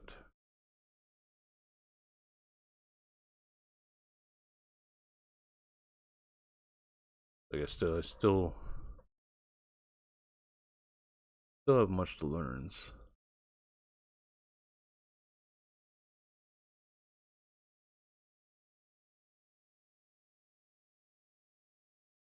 Right, so.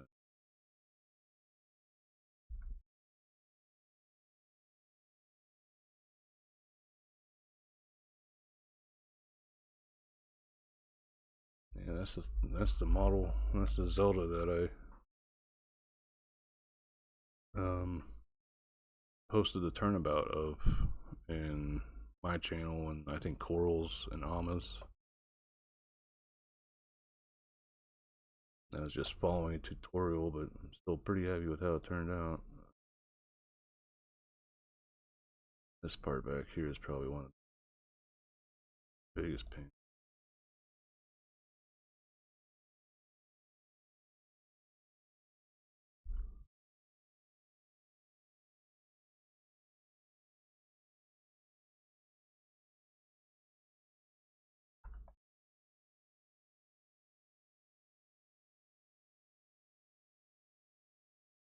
Yeah, a lot of stuff was hidden in it.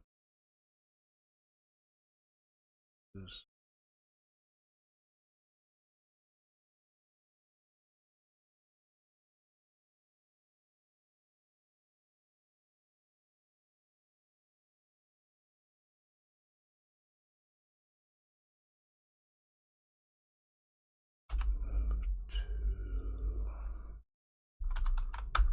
I should have done this.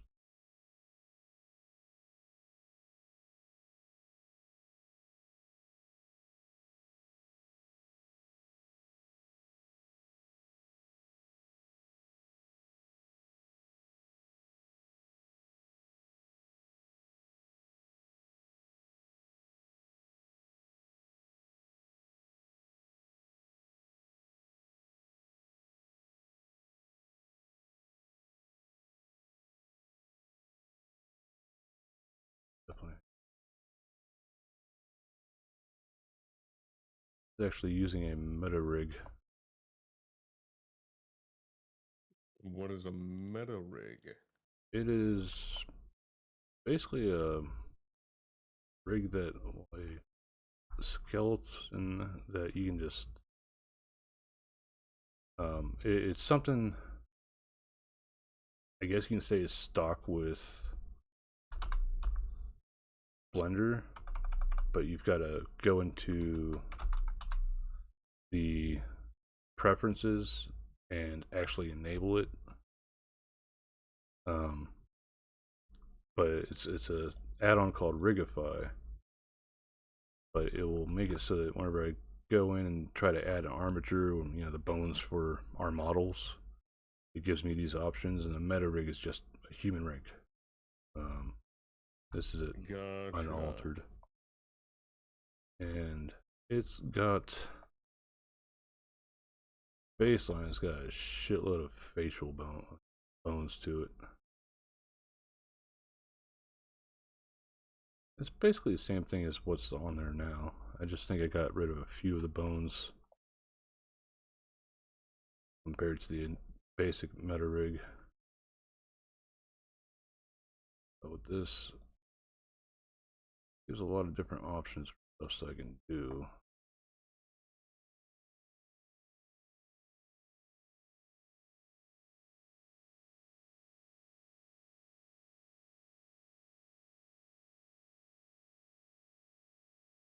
There's some.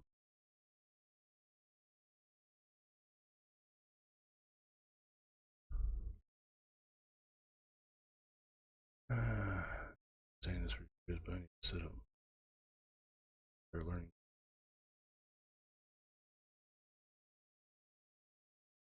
Not Blender, okay. Yeah, I always recommend people give it a shot learning the Blender stuffs, even if it's just a little bit. Let's see here. This and ooh. Yeah, the base has a lot more bones to it than my model does. Like I'm using for streaming right now. Like I don't have any facial bones to it because I don't have a face. True. Very true.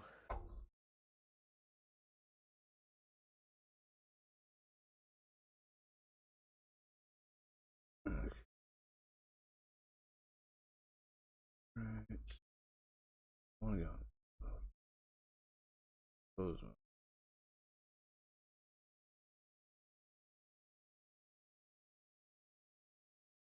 These with the meta rig, it gives you all these different controls. Shit's good.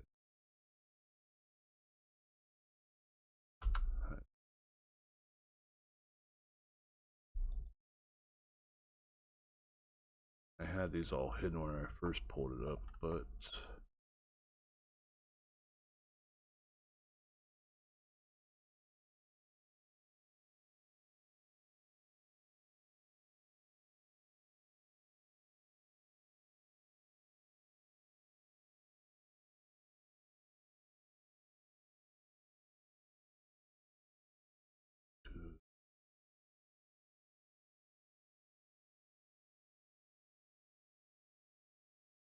so with this little controller, I can move around with the eyes looking.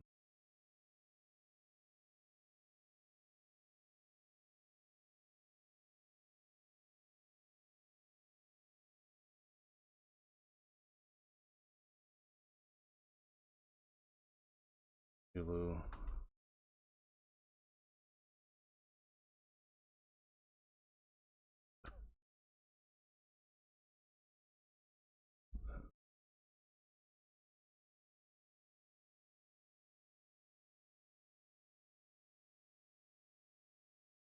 Oh, yeah.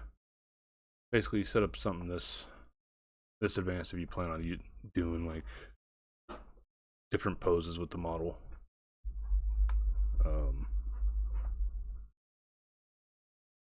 And you want things to be like sort of detailed with it.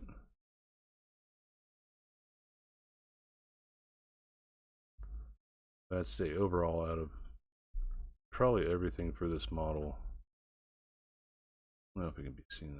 Yeah. I like how the tips of the hair came out. All sort of like fades off instead of a what I see with a lot of people where it's just they basically use like the particle system for making the hair, then did whatever the hell they did with it to make it look like it does. That's mainly with 3D VTubers, obviously. 2D, you gotta deal with a whole lot of other fun bullshit, like layers, Onions. burrito. Cake. Cake.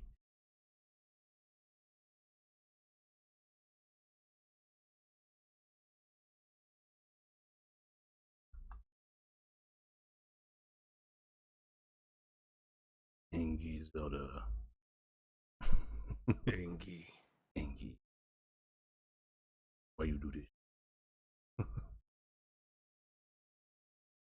Who do you voodoo, bitch?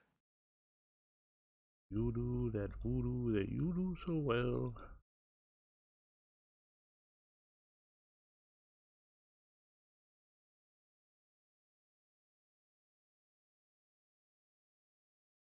Meaty eye. Weed.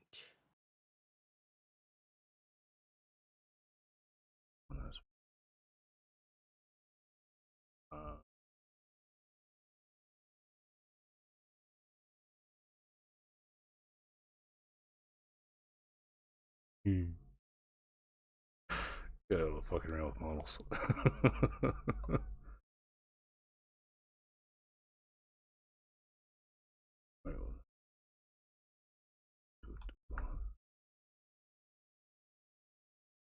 One thing that I didn't show up in the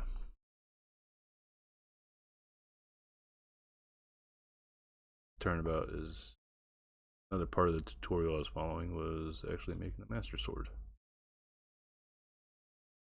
I think this is from Tears of the Kingdom, where it gets corrupted or whatever. I haven't played Breath of the Wild or Tears of the Kingdom because I don't feel like trying to wrestle the Switch away from my kiddo. Keeps him occupied. Understandable.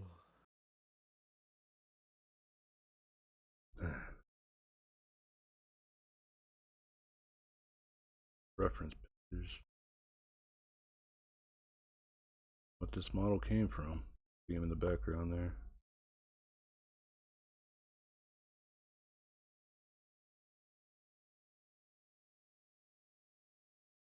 All that came from this.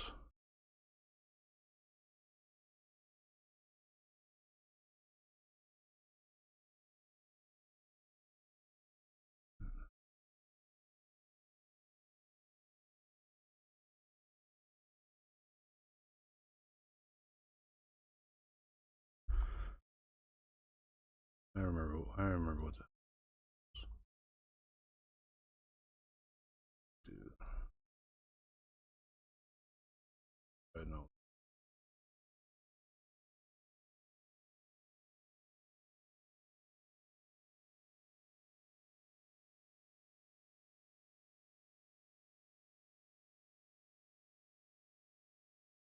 So many different parts to this.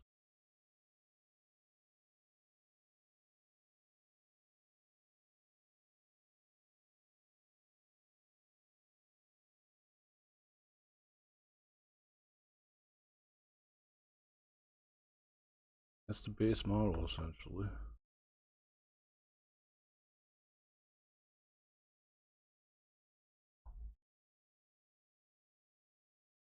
This is my first attempt at sculpting my second attempt at sculpting a whole entire character.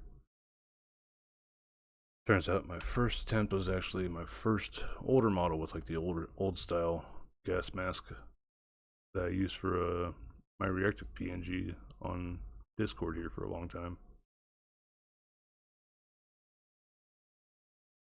That came out really shitty in comparison because I didn't know a lot of stuff that I know now about the sculpting. But this is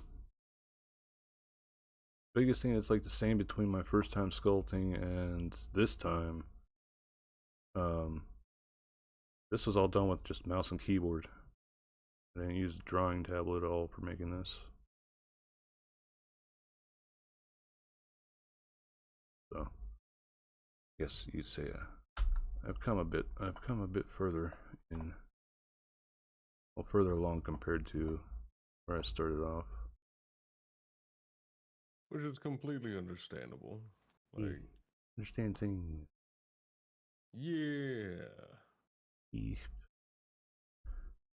Well, what happened to the materials?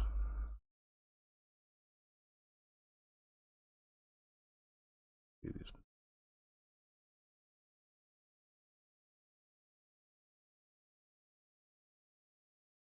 Flash everything. The oil balls.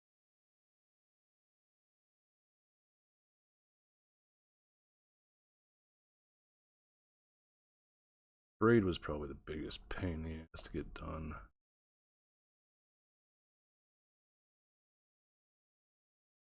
But there's actually two meshes here for the braid. One is a base mesh for the hair, and then there's a second one that's done for like strands. That way it looks a bit more realistic. Like these strands that are off the back of the head right here are the same material. Gotcha.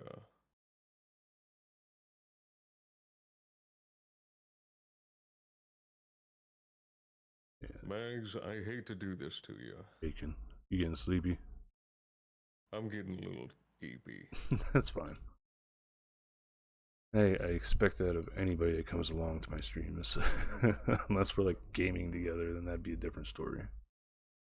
Well, I mean, we've been up about the same amount of time. I'm still waiting for my kiddo to go to sleep. Didn't get up until 7, so I'll probably be up until about 11, 12 anyway. But thank you for joining me, Sums. Of course. Always happy to join. Yeah, always nice having you. Always happy to see you about. Even though you keep on offline mode for Discord all the time. All the time. Don't need me stalking you. I hate having people know what I'm doing at any point in time. Yeah.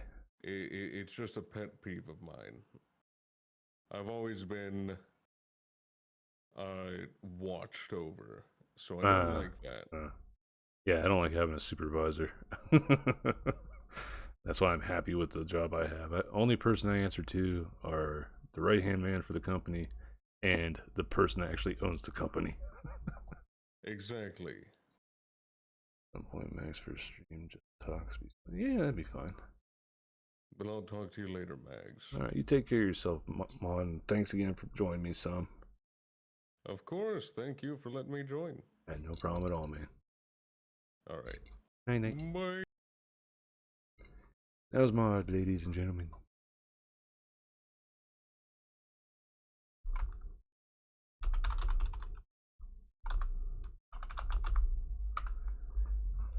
JP, Mags is a sexy wildebeest. Damn it, Mod.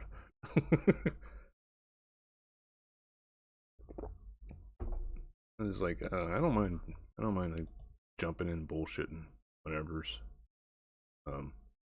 especially if we happen to be playing like the same game or whatever.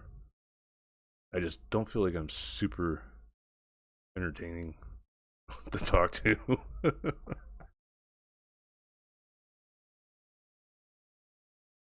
And sort of carry conversation, but sometimes I'll get off on my little tangents like I did talking about different things tonight even. My mind was wandering too much to actually even center on what's going on in Division 2 enough to actually get stuff accomplished other than taking that one territory. But it's like I think that's why I don't join a whole lot of people or just bullshitting while they're streaming and stuff, because I'll be distracted with a game of my own, like playing Division. If I'm playing Division, I'm not playing that with somebody else. I just sort of like get more distracted by the game than talking to that person. Whereas if I'm playing a game with that person, then I don't mind like bullshitting about stuff. Like whenever Soviet Worm joined me for playing Division 2 here the other day, we were communicating in game, but we were also like bullshitting about some other things here or there off to the side. I think it might be a matter of we're both working on a game together and we're sort of grinding out the same sort of shit. So I already know what we're both doing in a game. Whereas if I'm playing with somebody that's like playing something else while I'm playing Division or some other stuff, it just feels like a split. Like in Alma's stream Discord, if I'm playing Division 2 with Alma, then other people join, but they're playing some other game, and then I start hearing them talking about shit that's happening in their game and stuff, while we're obviously doing something in the game together, I will flat out just leave the fucking call so I can just center on the game. A lot easier for me to keep track of what's going on right in front of me instead of hearing about somebody else's happenings and trying to absorb that information while taking all the information from what I'm doing myself. I guess my mind can't handle it. Same goes for doing stuff in Blender. I don't mind bullshitting and like showing stuff, but I feel like if I'm streaming, I want to sort of be showing some progress or showing off what I'm doing, and being able to explain, like stop what I'm doing and explain to anybody that like pops in the chat, like asking, "Hey, how do you do that?" I don't like cutting off other people that I'm talking to explain something to someone in chat. Which, in all honesty, I sort of like the explaining how I did this or that to somebody in chat with something I'm familiar with over having to wait and then actually explain it.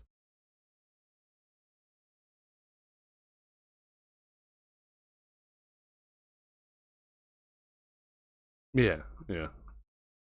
I think that's why I was okay with. This was back. Oh, sorry. This is back many moons ago. Whenever I did play Apex with Joe and just let that stare into your soul while we talk. Whenever I played Apex with Joe and Vero, we could keep up comms, and we sort of jived together well enough that while I was streaming it, anybody that did come in the chat, I could say hi, and it wouldn't be like an issue and stuff, and interact with them if they interacted at all. But I didn't have people coming in and interacting as much back then, so it's sort of a, I guess you'd call it biased, or else just like I've experienced this whenever I didn't have people that cared to come by to actually bullshit. They'd come in and just lurk or spam their little stupid bullshit, you know. Hey, I'm here to support, and then I checked the chat the current chatter viewers thing in the chat, and it's like they left right after they've put their spam in. That's it. So I dealt more with that shit, and that's why I'm sort of like, I think it's sort of stifled me from wanting to expand or do what a lot of people do to get big, because there's so many people that fucking did that to me whenever I was first starting to get any footing in streaming. I know, I think I've said it tons of times now, like my first year of streaming, like it was always, almost always to 0 or 1 viewer, and that 1 viewer was most likely myself on my cell phone watching chat. Yeah, genuine conversation and just vibing. That's the good stuffs, honestly. And then, you know, if you're playing a game that you're just having some friendly chit chat and bullshit sort of stuff, that's probably even more entertaining. But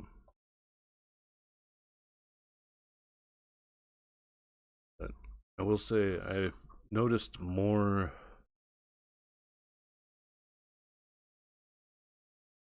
growth, I guess would probably be the easiest way to put it, with streaming since I started doing VTubing.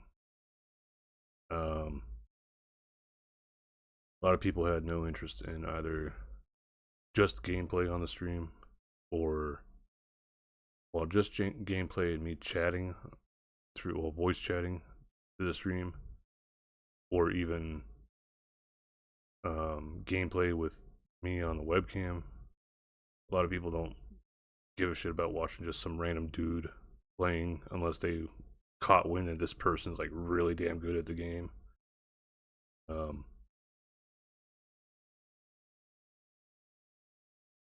I don't give a damn what anybody says. When it comes down to growth, there are two big factors. Well, three. One is luck.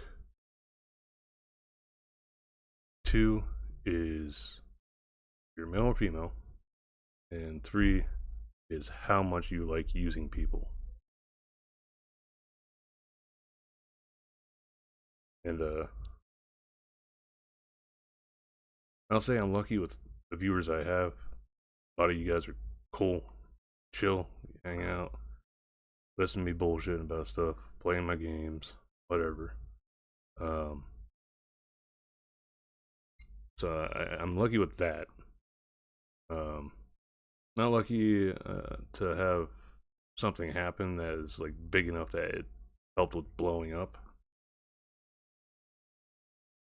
And I would rather it be a positive thing than a negative thing, which some people like XQC had blown up over. But it's almost undeniable if you look even at Twitch's front page. If you filtered it by VTubers alone, I will almost guarantee you that I'm not looking at it right now. I'm trying to pull up Division 2 again. You know, maybe do like one more thing in Division 2 tonight before I end. But if you were to pull up VTubers right now on, like, search for VTubers as a tag on Twitch, I can almost guarantee you, like, the first 20 was probably just, for the top viewership right now, probably female.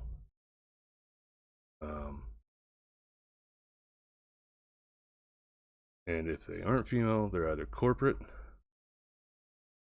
or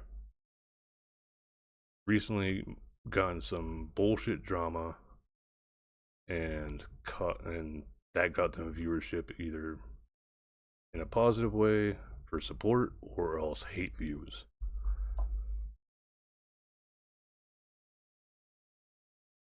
And then I can almost guarantee you almost everybody that's big in the VTuber sphere now, if you went to look at their following versus their followers, it'd be nowhere near equal in the numbers. Even if you looked at like their Twitter, like a lot of these people that I see doing the follow for the VTuber support bullshit, VTuber support chain, I think is what the hashtag is.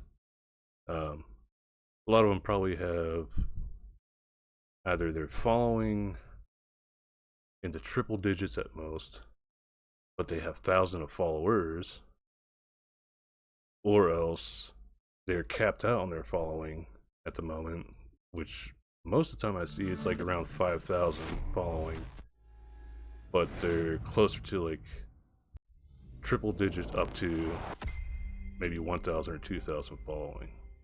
and you know they're just doing that so they can get their numbers up, so they can follow more people and try to get that follow bullshit going. But they never bother checking their following, well, who they're following for who's actually following them back.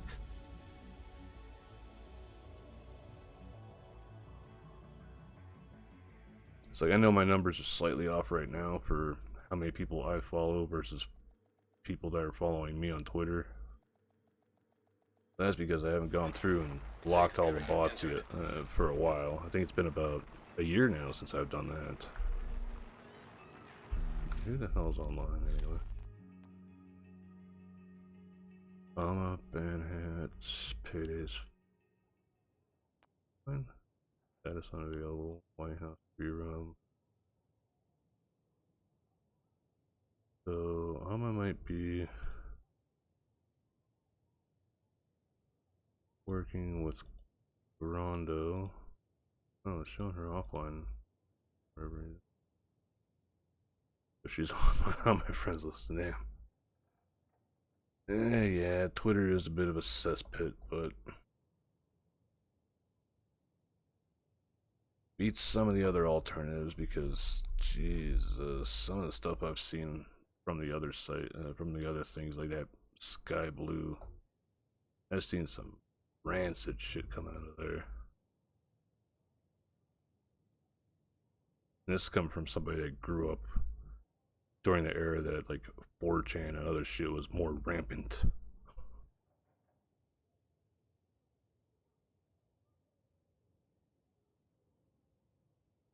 Twitter, yeah.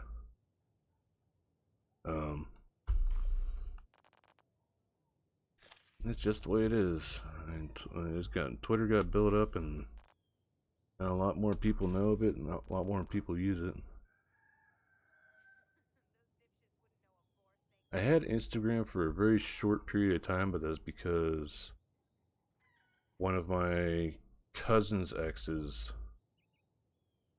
I was keeping up with just because, well, yeah, my niece, what is it, my second niece or second cousin or whatever their kids would be called. Agent in need of backup. Second cousin, two second cousins or whatever they are. They're a little bit older than my kiddo, but still somebody to interact with. So that's how I interacted with her, because she deleted her Facebook after my cousin and her got divorced, which is my cousin's own damn fault. He's the one that was cheating. So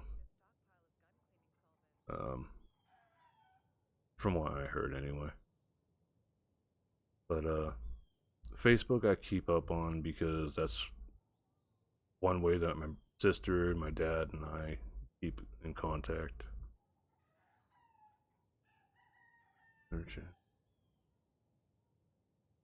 Oh, I didn't know Instagram was going the AI route bullshit. I hate that, in all honesty.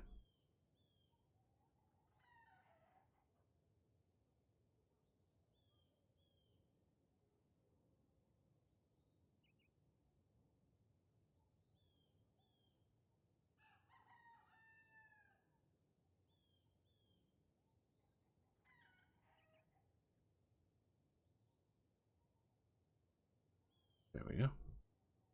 Got to switch scenes.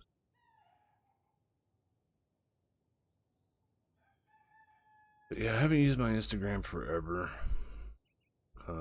Twitter, I have one older account that I asked them to delete a long ass time ago, but they still haven't. Because I forgot what the hell the password was for that, and I just couldn't remember what email I decided to use for it, even though I've only got like 2 emails and it seems neither one works. Well, it's attached to that one. But I used to use Twitter even back whenever I did Basecamp streaming. Back close to whenever I first started streaming, actually.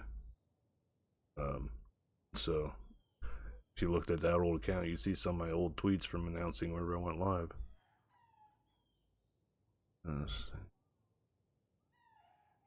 Yes, it works. So now people just follow me on Twitter generally or here. All right.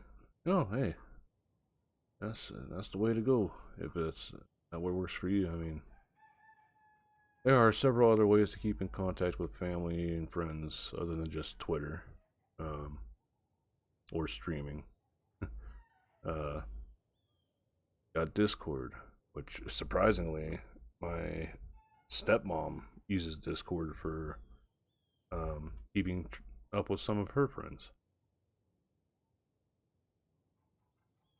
And I think my dad actually uses some too.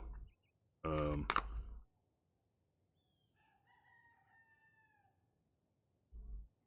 I'm trying to think what else is out there. I know Skype is a common thing if you have a Gmail account, or else, well, not a Gmail account, an Outlook account, or a Microsoft account.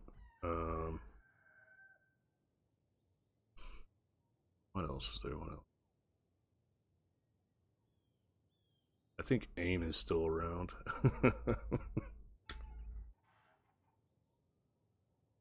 Ah, God, the old days, the AOL. I don't miss that at all.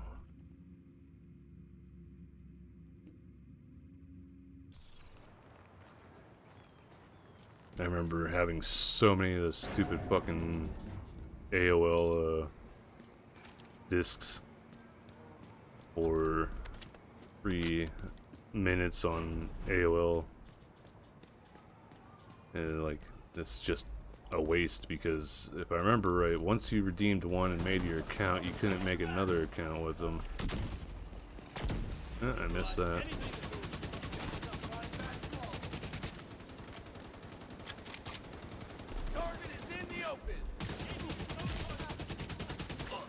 Whoop. You hit one of my exploding things. Stop shooting at me, asshole. Damn mini tanks.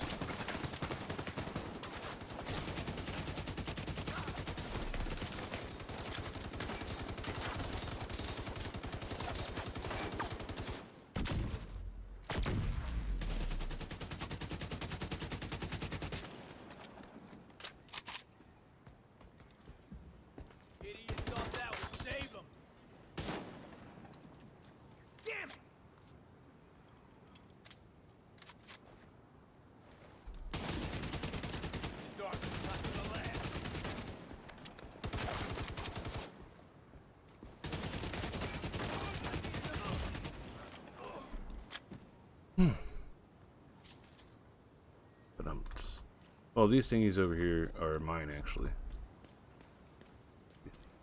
That's what you end up hitting. The explosive trap. So basically this thing will look like a ball. And as you can see here, it's got a little like handle to it.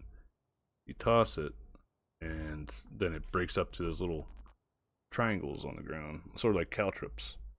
And depending on what type you pick, because the thing with this game is like this, each of these skills, except for I think decoy, yeah, decoy doesn't have different variants to it. The first one I was running for a long time until I maxed it out was this shock trap one, which electrocutes the enemy, stuns them, keeps them in one area. This one just flat out explodes on them, and then this actually heals you if you step on it. Add.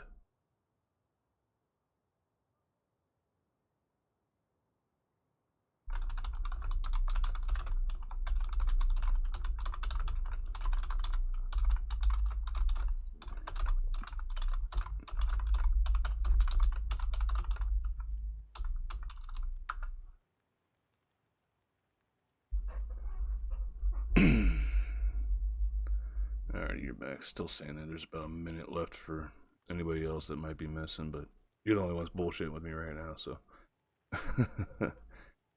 Okay, so this game is pretty much all PvE. There are 2 PvP aspects. Where is it? Okay, so this purple zone, and this, well, that one's purple, that one's purple, and that one's red, so it's probably invaded by the Black Tusks. But these are dead zones. And these are actually PvPvE. So there'll be the PvE elements that the rest of the map has, but then you also have to worry about other players as well.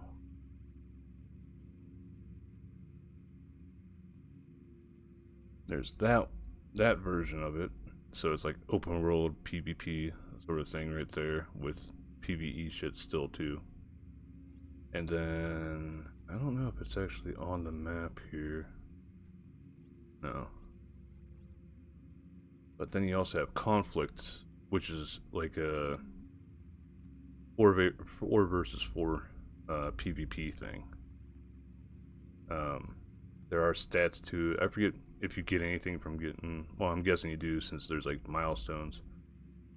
But I never gave a shit about the PvP aspect of the game, so most all of it is this. But like you have other things like these are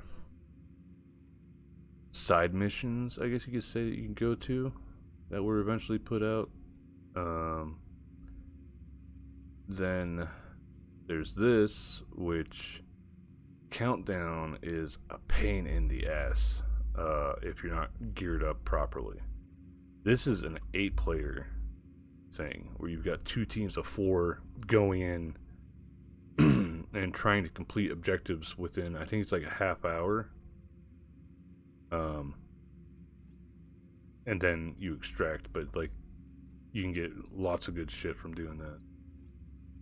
And then there's 2 raids. You've got Operation Dark Horse and Iron Horse, which this one happens at the Washington National Airport, and then this one's at United Iron Works. Nothing was introduced on the New York side, but I don't know too much about it. I haven't like bothered looking into the details. There's a DLC coming out for this game, and it's slated for the beginning of next year. And it's supposed to be in Brooklyn, which might expand on the New York area.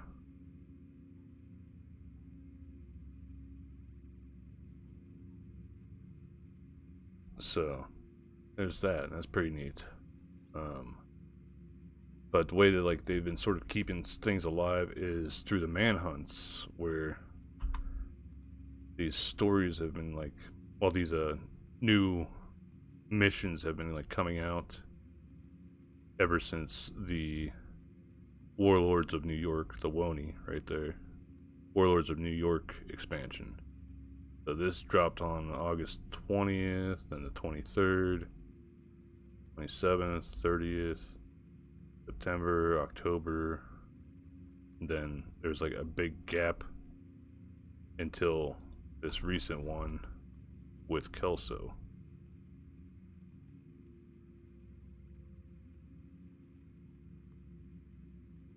Wish list for the future. Alright. But be forewarned, I think it's like 2026 is where they're planning on releasing the Division 3. Most recently, I think like a month back roughly, Ubisoft announced that they started development on Division 3. Alright, still in my category. Yeah, I should change that. Get back to that. Thank you, JP.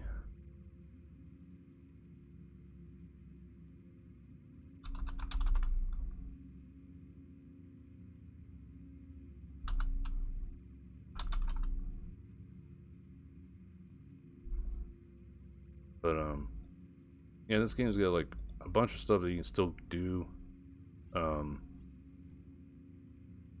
So the one thing that I know some people don't like is the Warlords of New York expansion if you go to do that, it automatically boosts your character up to like level 30 or 35. I can't remember which. Because if I remember right, the base game cut off at level 30. And then it went to gear score, where you had to get up, like the max gear score was like 500 or something like that for the game. And then you were like worrying about doing the raids for getting up to that. Or else getting really lucky with doing hard versions of the map. Like you see in the upper right hand corner, it says hard here. That's the difficulty I have my map set to, so that I get okay-ish drops, but there's higher difficulties I can even take it to.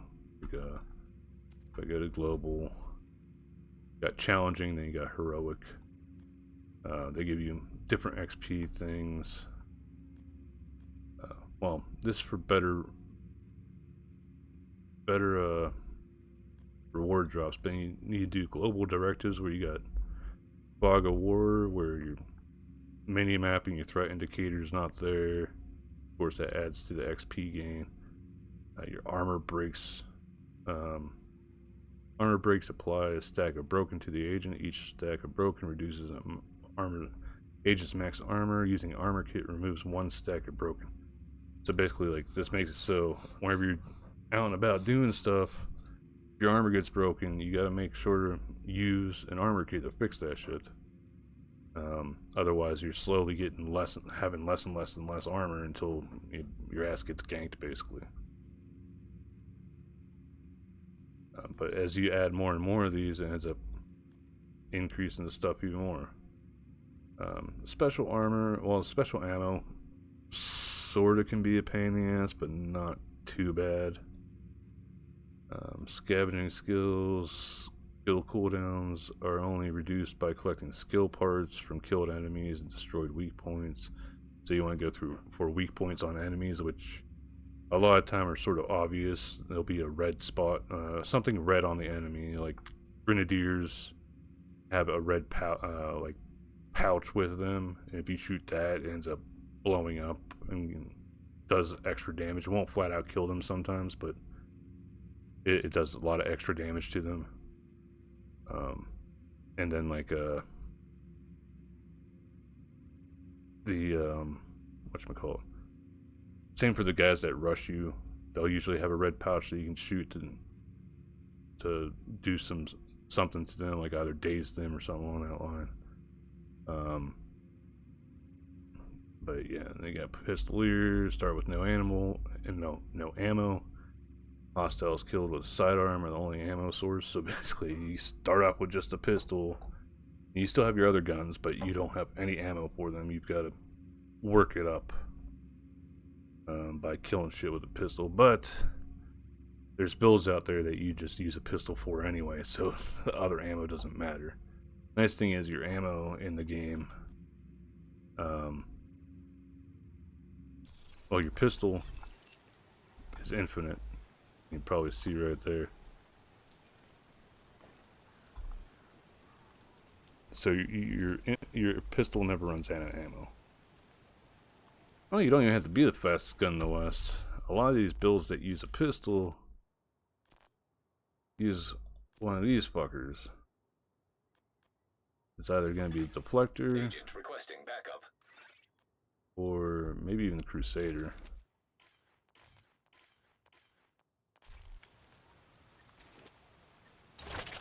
You pop that out, and you just pew pew pew pew pew. And yeah, Crusader lets you use other guns.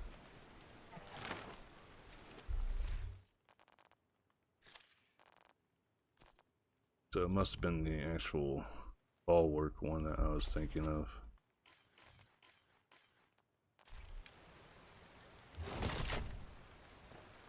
Yeah, Bulwark, you just run around with the pistol and, like, as long as something's in front of you, it's not hurting you.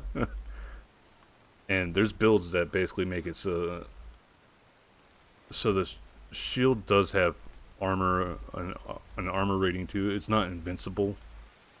That little bar that's above my regular health and armor, which my armor are the dotted white line. The shield armor is the solid white line. But basically, you just run around with this, and you get up in the enemy's face and just shoot them headshot, headshot, headshot, headshot.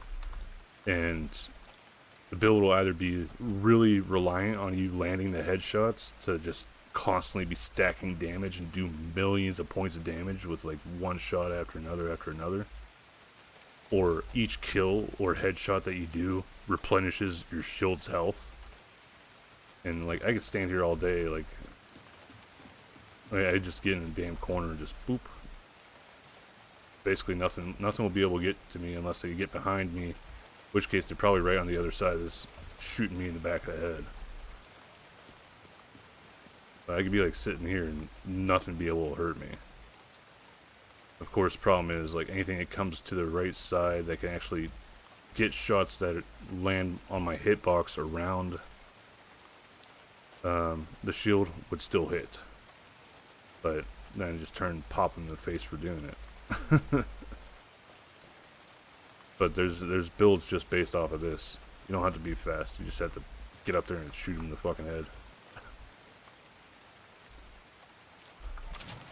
And you put it away. Boop.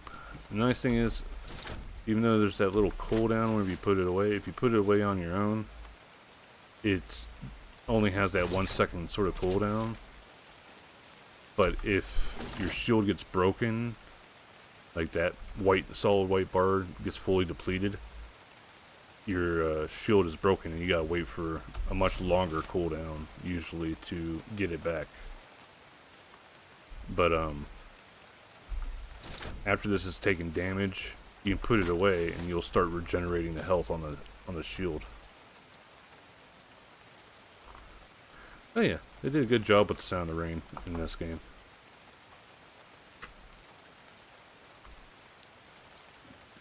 Now you can see it pretty good on the rooftop here too.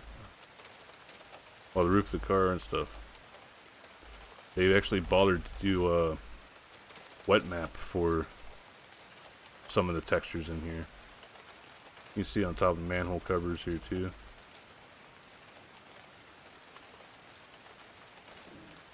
And there's varying rainfall as well. There could be times when it's just raining so damn hard you got lower visibility.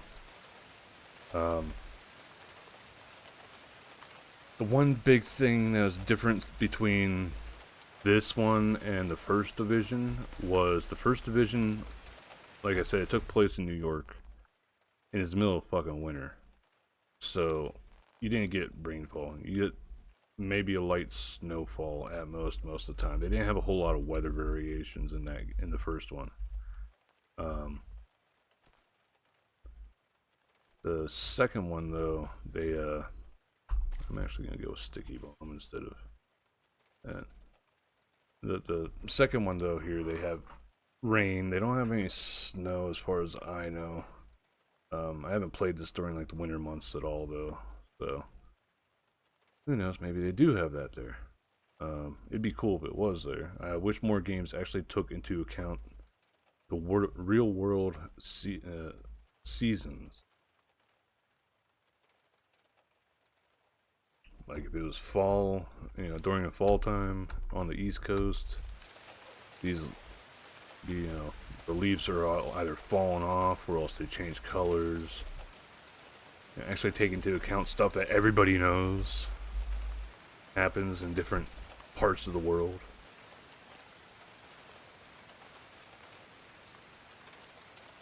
They can't say, oh, the game can't tell what time it is. Bullshit. There's timers in the game for whenever our projects reset.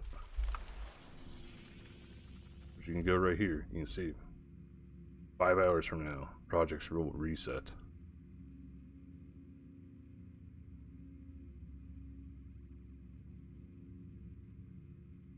I never played The Last of Us. I actually never even watched anybody play the first Last of Us.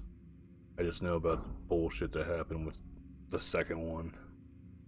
Especially that one really popular, I think he's like Korean or Vietnamese.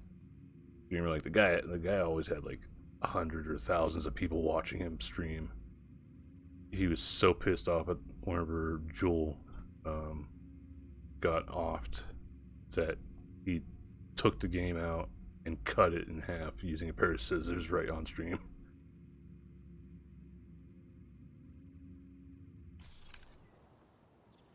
And yeah, I wish more games did take into account changing of the seasons and stuff, but I think it'd be a lot cooler on games like this, where it's live. It's got multiple people from all over the world playing and shit, and they might not live in the same area, but it's based on Washington, D.C., East Coast of the United States. You'll know that it's the middle of the winter months or the middle of summer. They could at least do those two variants, but you know, I guess that's just too hard for some developers, especially with the small indie dev budget that Ubisoft has.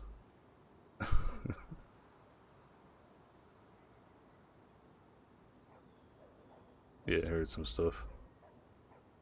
Yeah, I wasn't a big fan of Last of Us. I don't even remember if that was one of the games that ever got like a port to the PC or not either. It was Last of Us a PlayStation exclusive.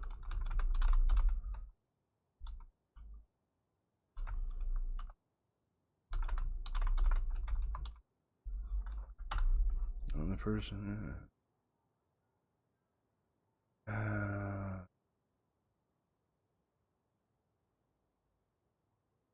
Well, it seems it wasn't exclusive until they decided to do at least part 1 on PC.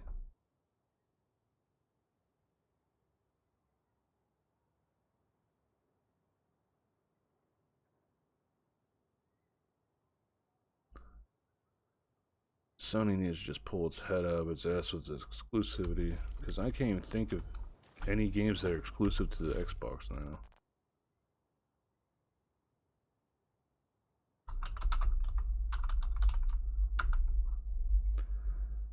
Uh, 2024. We'll see which one.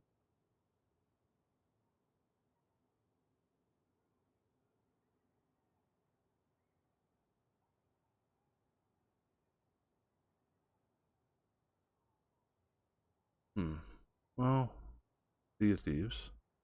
That one was Xbox exclusive one, but of course that's on PC as well. Hi-Fi Rush, which is on PC as well. I never heard of Pentiment. Grounded, but on PC as well. Hey, it all.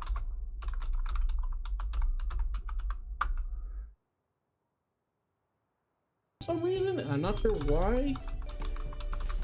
You missed me screwing around in Blender earlier. Pokemon. I forgot the hell I was heading towards. I have a lot of UVs for some reason. Oh, I guess it's weird. Let's go take care of the public execution.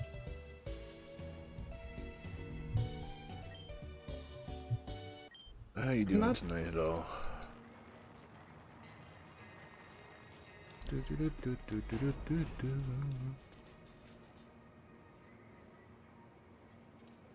didn't really make anything. I was just showing some of the stuff that I've been working on, like following a little tutorial thingy on how to do those, what do they call it, isometric bedrooms or rooms or whatever. They're like a little cutaway of like a corner of a room that looks all like I can't remember how, I can't really think of how to explain how it looks like. I showed yeah, I was working on that, and then I showed the Zelda model that I did a little turn around of.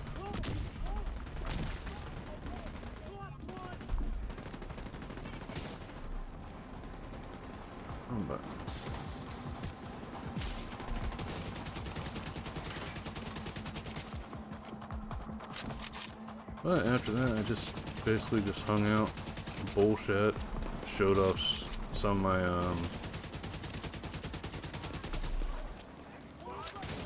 Asset library.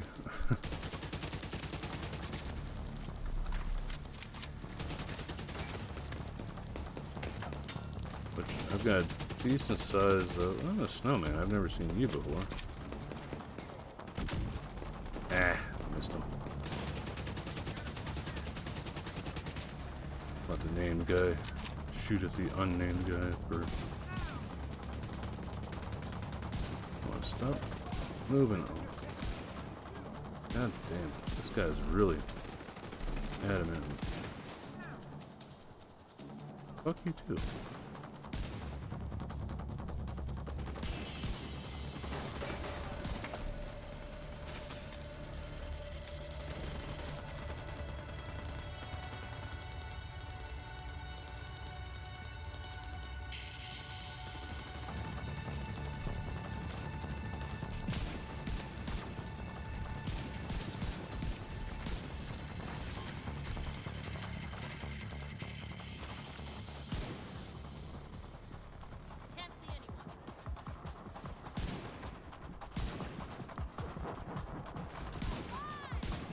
I always suck at shooting with these.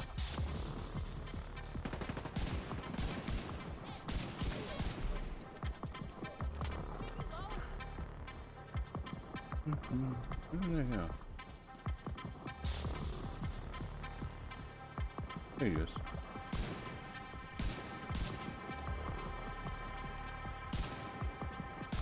Right in the bum. Detecting additional hostile contacts. Not additional hostages. Shooting me through. Take that. I hear somebody running up on me. Oh, no, they're running up on my hostages. Okay.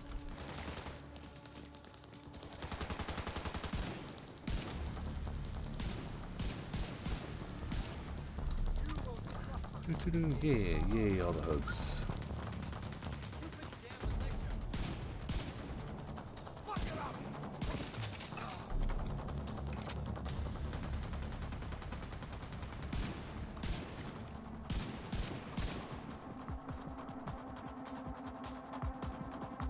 There he is.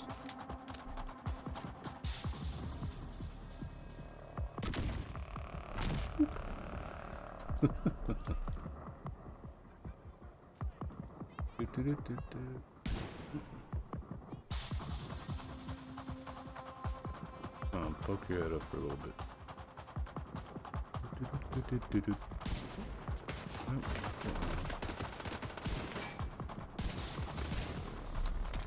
The flinch can definitely be a bit annoying sometimes. Whee.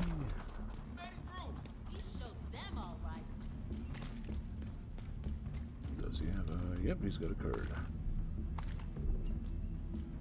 I hadn't seen that one before, so I had a feeling there's going to be a card. Okay.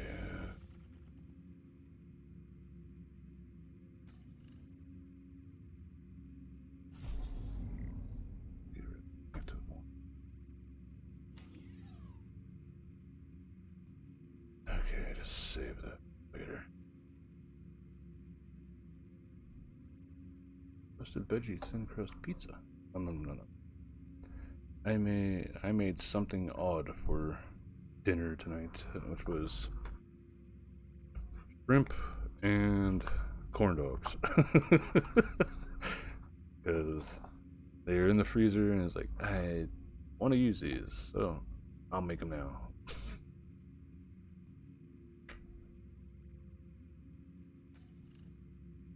Odd little combo. Alright, so that one went up to 3. Again, I need to avoid that. That's an elite.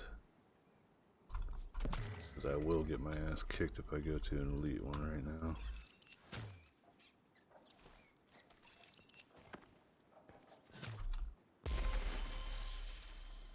Toast with bologna sandwiches. Nice.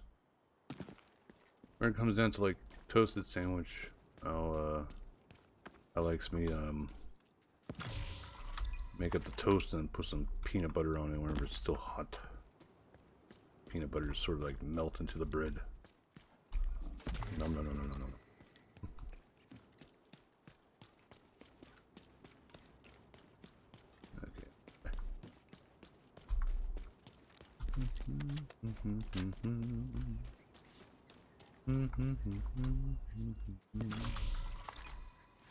A lot of garbage.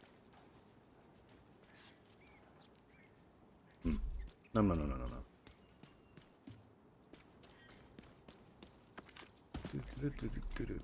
Is this? Eh. I don't want the other one to disappear before.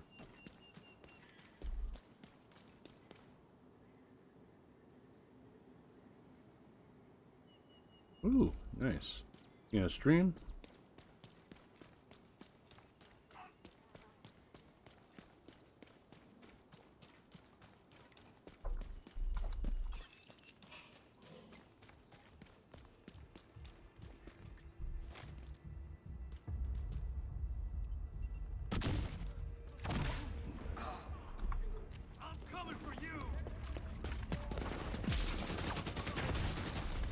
Darn kamikaze units.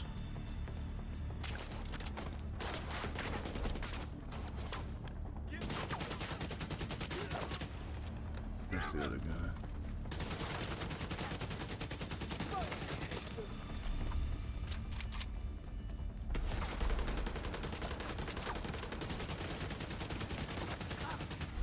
Incoming hostiles detected.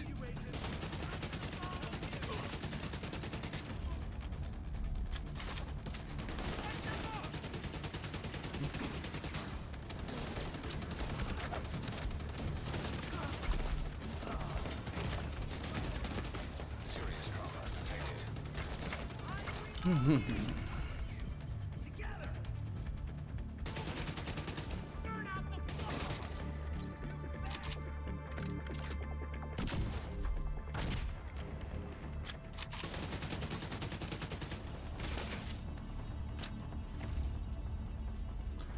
The guns feel okay. They definitely do sound good, at least. They got good sound effects to them and stuff. Some of them you can like tell that it's got like good sound to them. See right there, I hit that weak spot, and now his ammo's going up, and it killed him. Detected. Which more games took into account that? Shoot the person in the ammo pouch, that might cause that ammo to explode, you know?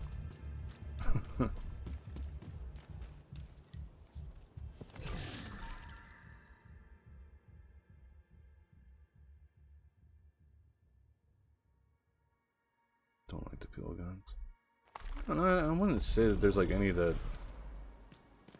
I favor in this game.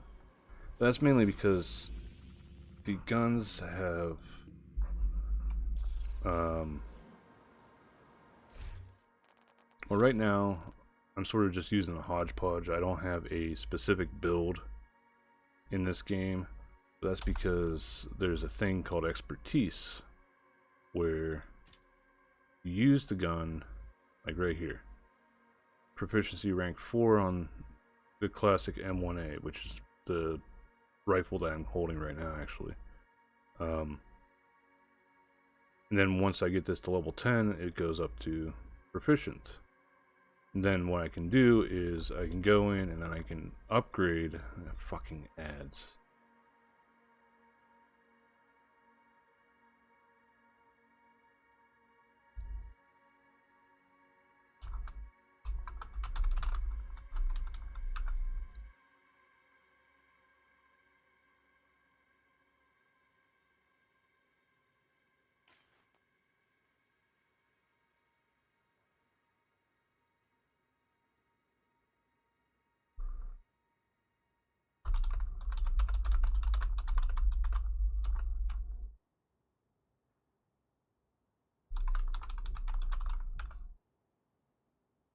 Alright, welcome back, JP.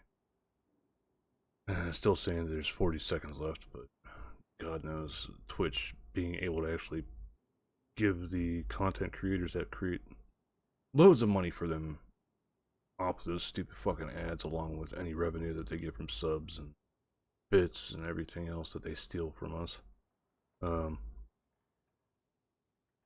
what I was saying is like, so once I get this up to 10, it'll become proficient. Then I can take this weapon that I'm holding and I can upgrade it. For weapons, it gives more weapon damage. For armor, like I've got my Ninja Bike Messenger backpack right here. This gives 7% more armor, so each proficiency rank that you go up, you end up being able to add another percentage to the amount of damage or armor that your stuff does. But that is capped by what your expertise level is, which you've got to use the equipment, or you've got to like right here, you got an exclamation mark on there, so that means I've got one of these that I could throw in. Where is it? There we go. I could take this and feed it to that to get some XP towards leveling it. It won't flat out level it, but towards leveling it. Now slowly take up my expertise level. I don't know what the cap is, but there's a shit ton of guns to go through. So right now I'm just working on rifles and assault rifles. That's why I've got the two guns I've got on. This is a rifle, this is an assault rifle. I've got 3 more levels left on this one. Got almost 5 levels left on that one. Tommy gun, you got a bunch of different guns in the game.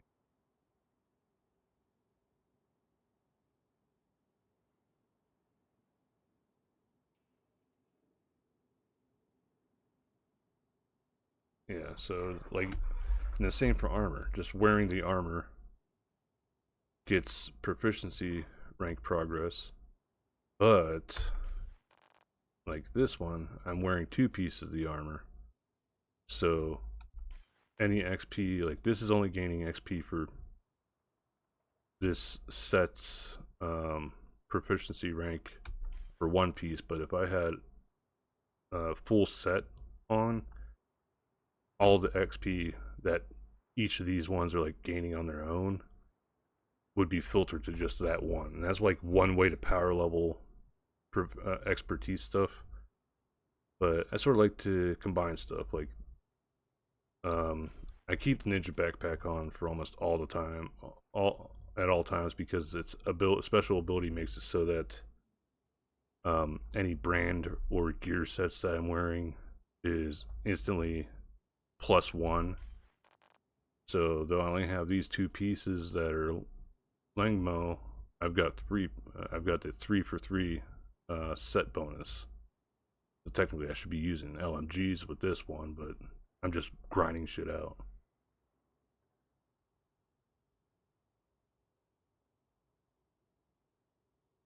See, I don't see Helldivers doing that specifically because there's no stats to the game other than grind XP and other shit like material samples and money for unlocking things. There's no specific stats. Whereas this game is sort of like an RPG where you've got specific stats to worry about. You're probably seeing that, like I'm doing like between 100 to 300,000 damage a shot with the rifle, but if I wore the right set, I could be doing like 17 million shot per damage per shot. That's with like a headshot.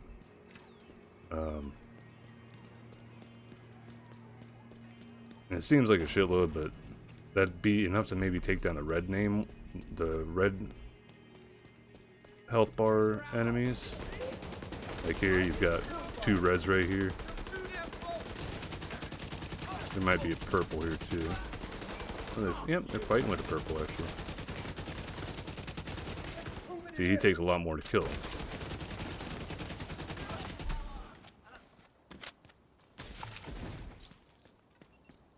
You'll see little scuffles like that between the different factions, which is another thing I like about the game. You can run across the factions just fighting each other, or else after you've gained a control point in some areas, like if I was roaming around this area or else around here, Just when I had more places taken over. Yeah, well, no. Okay, it was working. Yeah, I don't know what the hell's going on. I think it's maybe because it's got the invasion thing going on, which is what the red border is. Where these ones just have white borders. Red border, white. Because I know before I started upstream earlier today, I got rid of this stupid fucking blockade. I captured that point. I captured that point. Now they're recaptured again. I don't know what the hell's going on with that.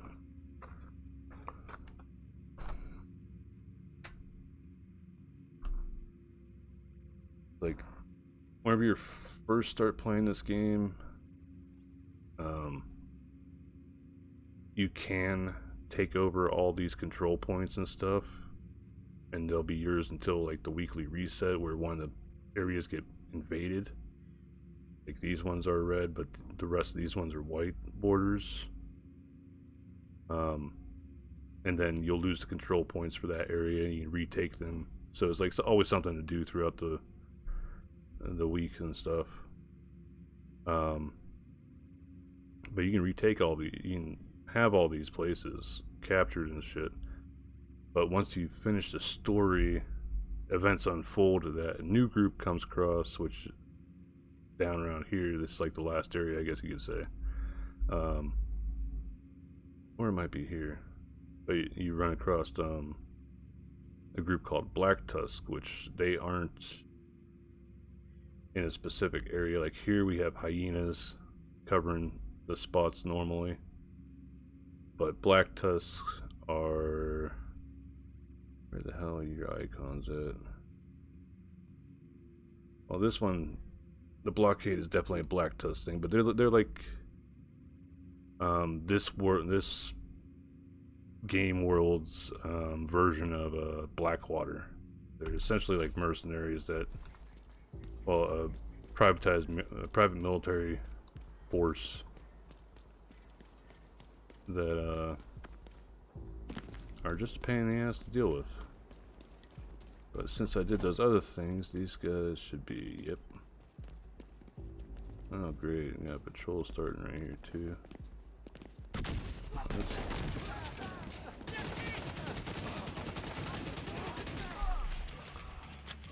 Did that because I knew these idiots would probably get aggroed if I started anyway.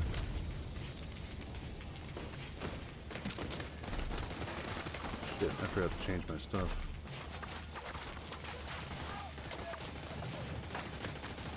Oh no, can't reach up in there. Ow, fucker. Immediate medical assistance needed.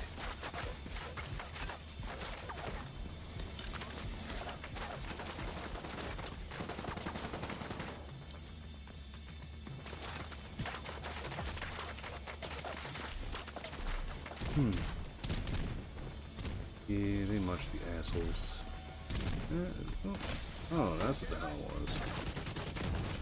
See, we see these, but we never get access to things like that, which Serious sucks. trauma detected.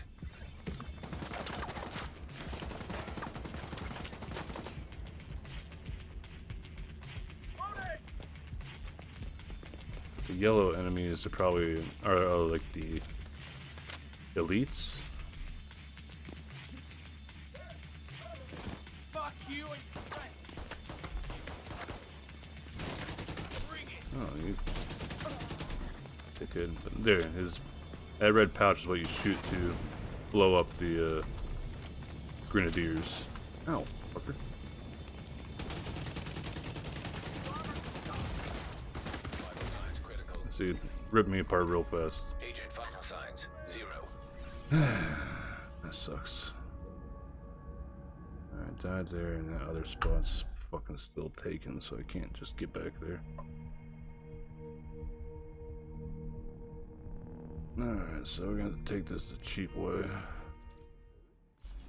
I'm sort of adamant about getting that gear, and the gear leveled up at least. That's still at 4, so that's good.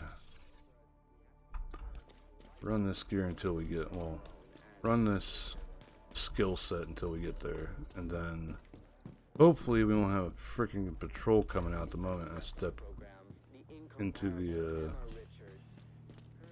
area. I don't care about you guys, just go by, leave me alone. You can't sneaky too. You don't need to worry about it. I could kill these guys, but then I'd have to deal with a second wave that spawns. Sometimes a third, I can't remember. I just don't feel like dealing with that bullshit right now.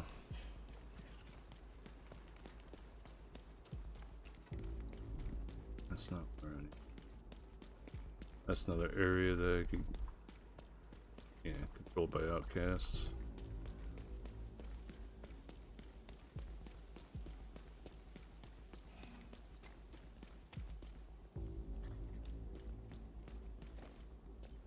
They don't know what's coming.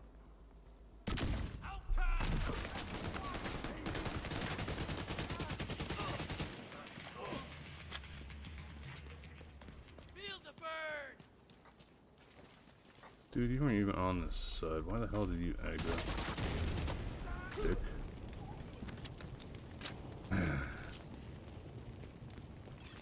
No.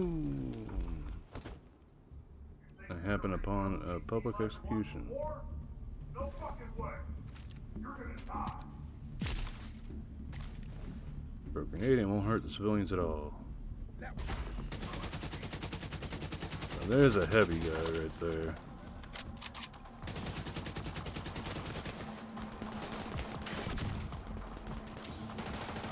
I missed him. God damn it.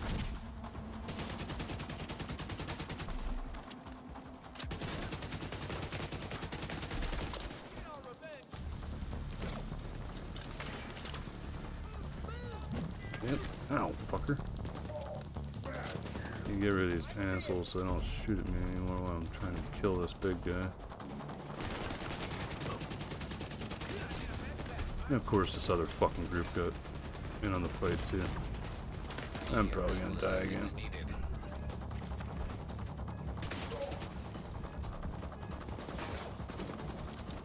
Just in nick time. And of course, one thing I really hate about this is the fucking cover system.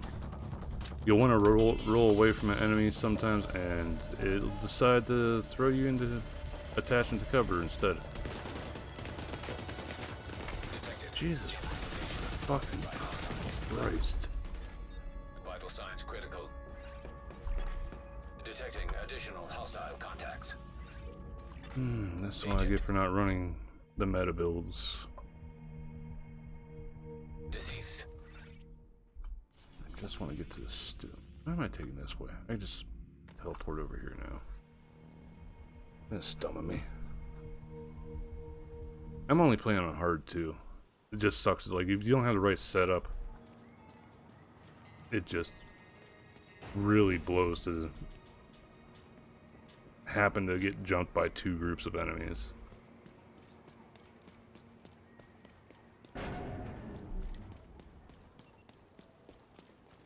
Because that's technically what happened there. I was going after the one for the execution, and then whenever I went to mop up some of the ads so I could center on the big guy, one of my shots went far enough to aggro another group. It's fucking stupid, but that's how it goes. Here's how I handle things that can't kill normally. So I put this up and this up.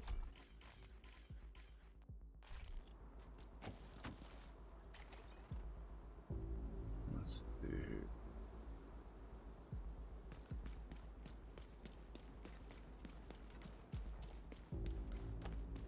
Of course, it's Hostile fucking broadcast group right there. detected. Here, you see? Sometimes it doesn't work at all. See that drone? Get rid of the additional ones first, because they'll end up being a problem. Agent in need of backup.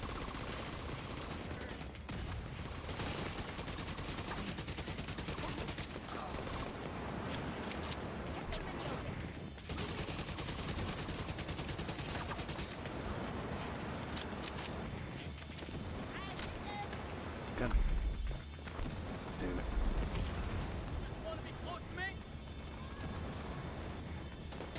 Oh, shit. Immediate medical assistance needed.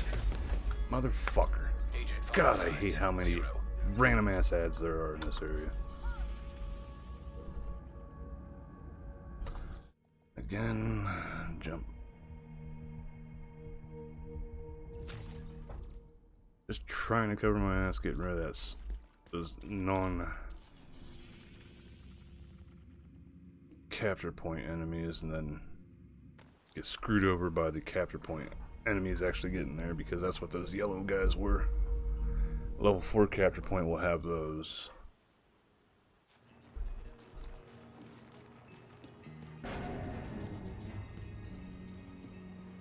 I think the easiest like one-shot build is probably the sniper build with a 4-piece hotshot and then have a few others. See, I can't even fucking leave the initial base without running across enemies.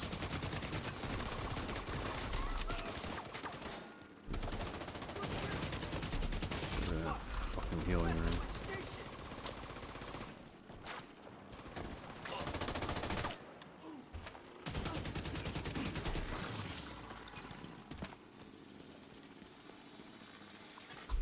Hostile blockade nearby.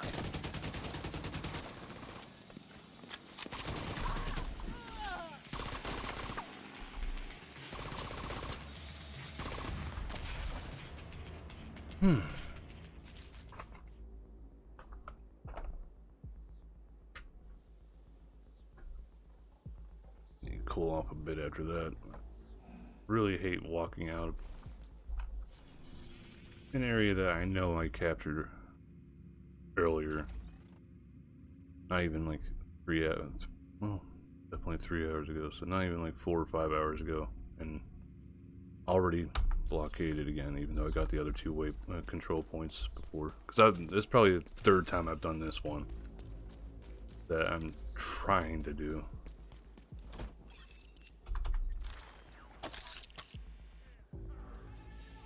Really, you already saw the turret from there? That's just a load of horse shit.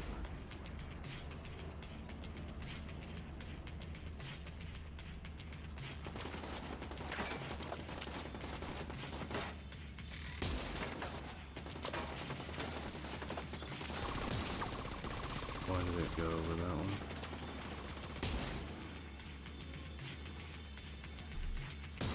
See, it's doing over 1 million per shot, but it's still not one-shotting them.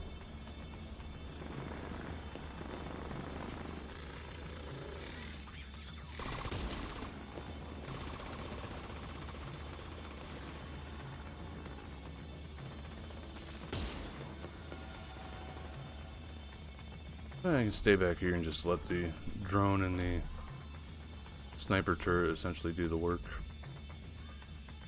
Now that I don't have fucking patrol spawning right out of there the moment I come up on it. Yeah, there's stuff that I would have been able to get earlier, but I didn't die. Okay, so they mainly seem to be gathering down there. And my turret, well, my drone does have health bar too, so I do have to worry about that getting killed.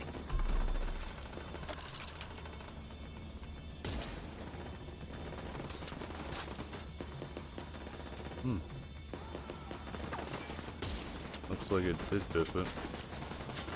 Ah. That's because that got down there.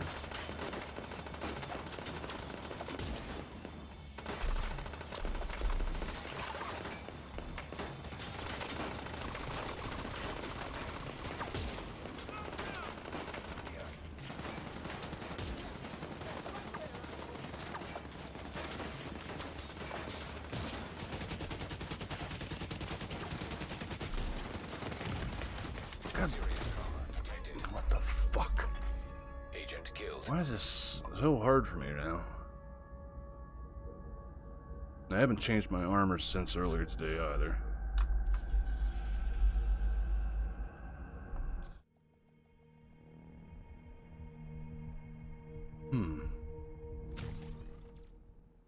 What is the deal? Maybe I'm just worn out from doing this shit over and over and over again.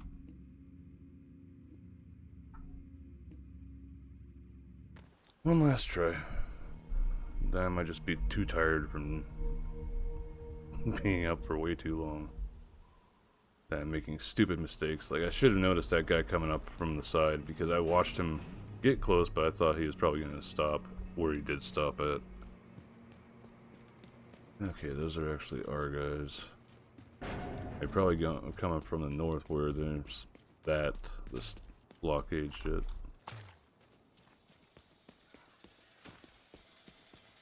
Anything here that's going to be a hindrance?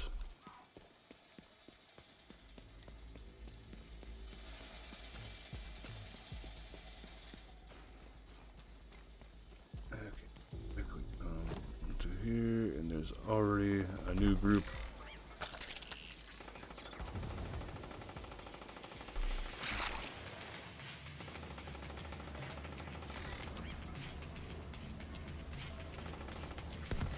Didn't even shoot. Why the hell am I down to 7 shots already?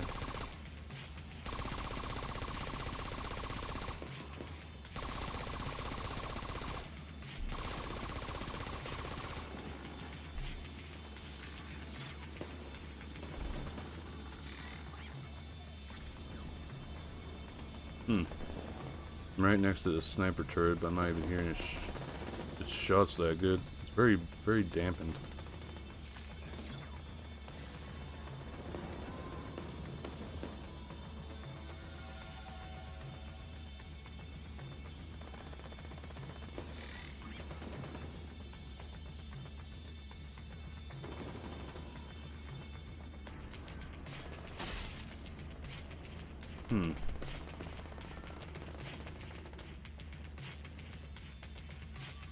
Alright, so my drone got killed.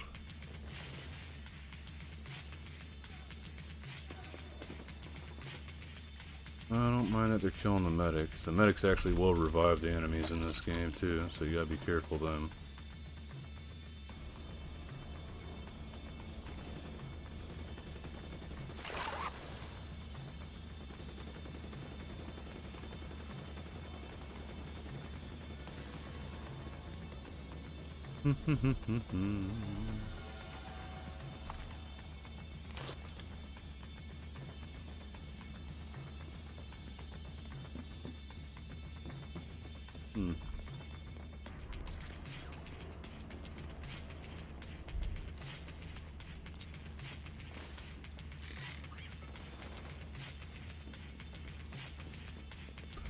So the thing with control points is you're always going to have multiple times you have to deal with, well, multiple waves you're going to have to deal with.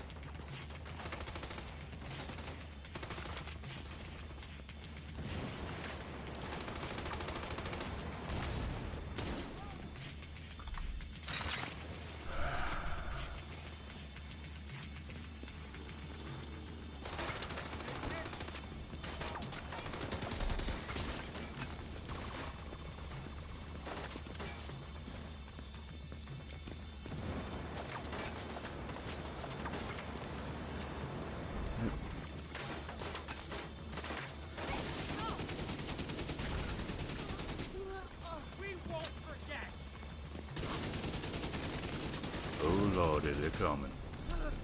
Hey Sonny, welcome Raiders. My name's Magali, you just call me Mags, and you have to excuse me, I'm in the middle of getting my ass kicked.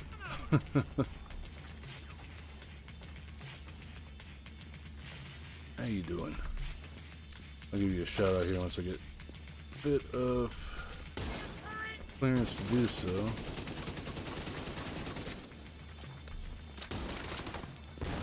Kaboom!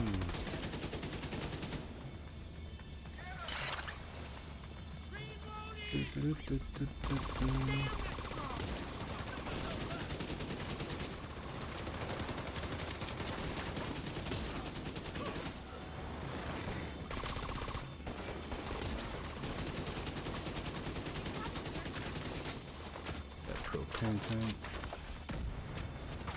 Shooting them from over there.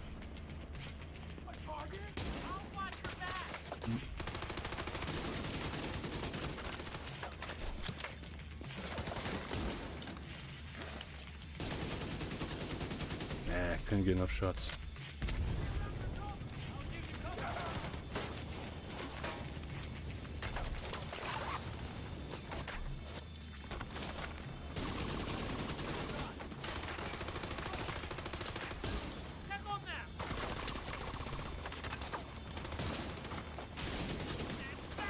Looking at the wrong thing.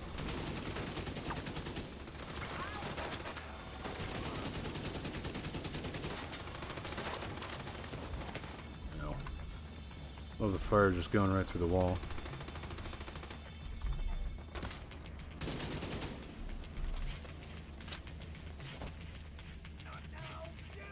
Ooh.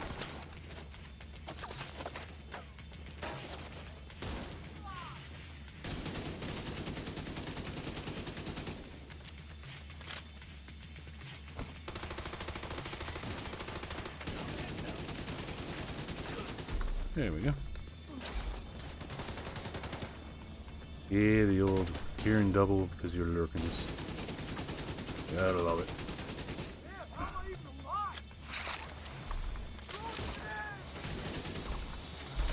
Ow, you fucking thing.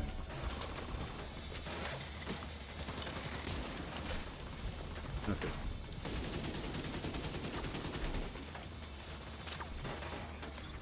How is it increase? Heavily armored hostile detected.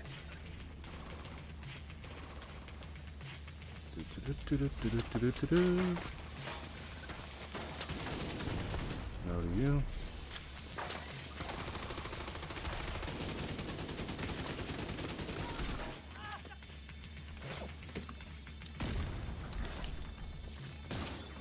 Got you in the butt.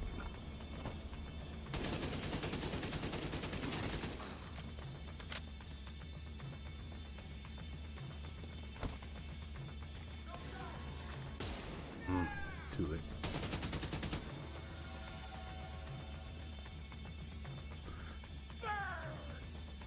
Oh, no double that. I'm too old for that.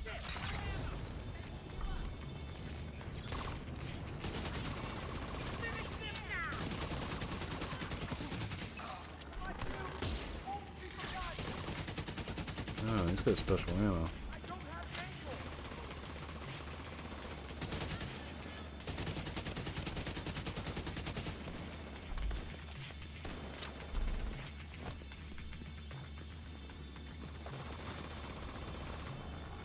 Sorry for the ad break.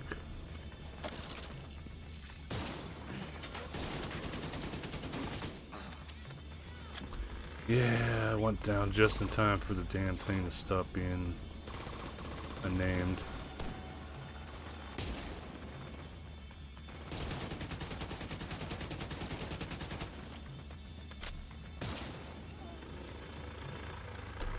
Okay, so the waypoint's clear, so I got a moment.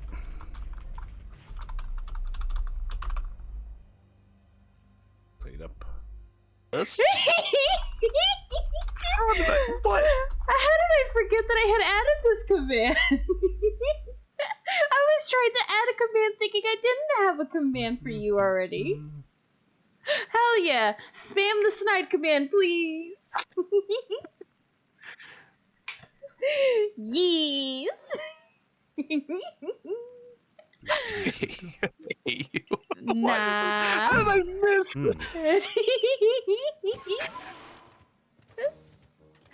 Hell yeah. Let's go.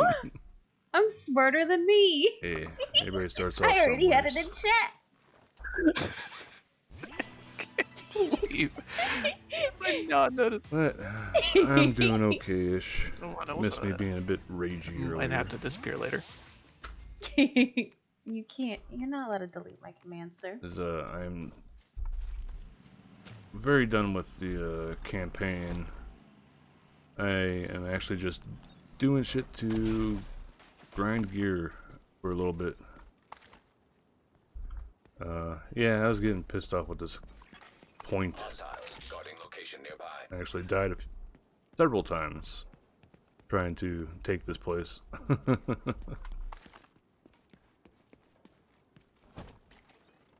Yeah, gear is good, but I'm trying to grind the expertise with the shit, so it's like so painful. And it sounds like the group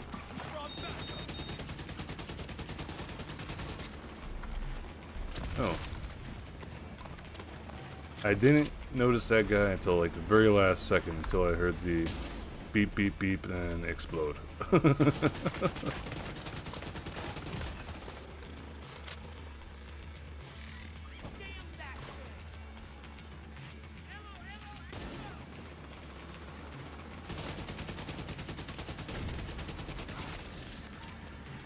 we go. A little bit more proficiency. Ooh, why the fuck are you guys coming from behind like this? Eee! You're not taking me alive, fuckers. Hostile detected. Agent out of action.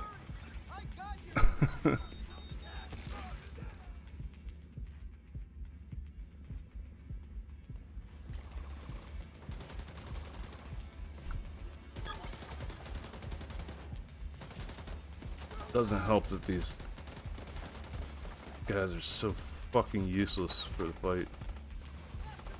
This is only level 3.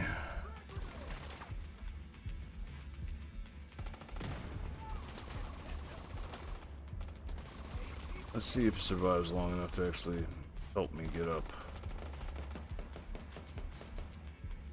Might actually be just better off dying and then coming back. Because these guys will still be fighting until I come back, if I remember right. But yes, don't recall if you played this game or not, Sonny, but they have a new DLC planned for the beginning of next year.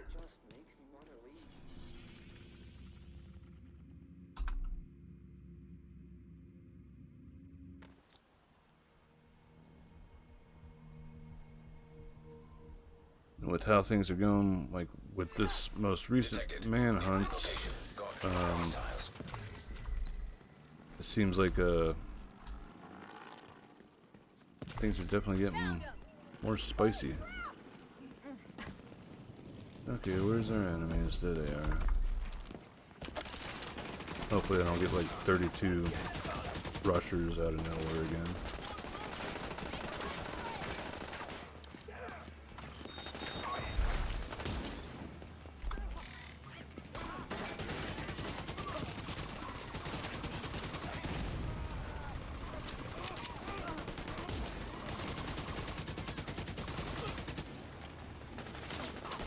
The other guy. Oh, there he is. Dead. What's over here? Good work, everyone. Keep good.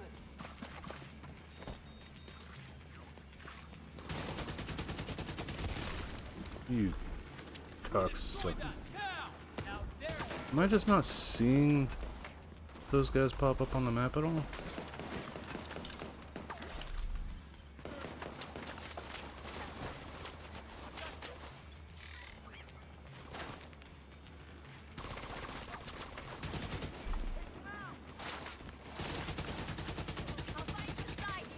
Oh, damn it. Heavily armored hostile detected. I've got you covered. Let's take this back for a second.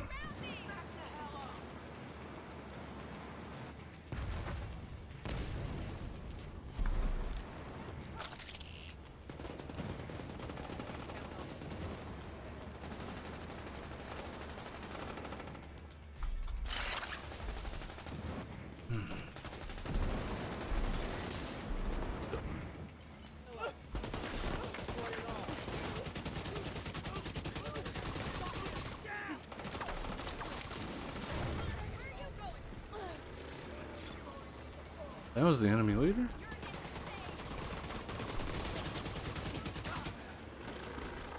Oh, little I didn't know the lids on the barbecue things actually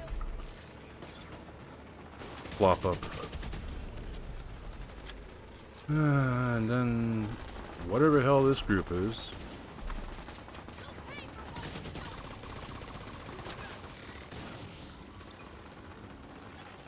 Supply room access unlocked. Who are these assholes? Why are they coming here? This game and its random fucking spawns sometimes. Why can't I climb over?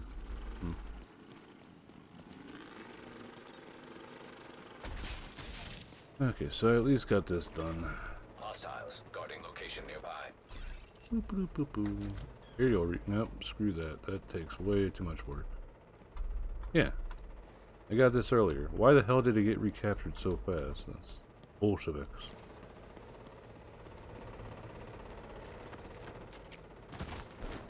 So I jump over here, no problem, but jumping over where there's less of a drop, nope.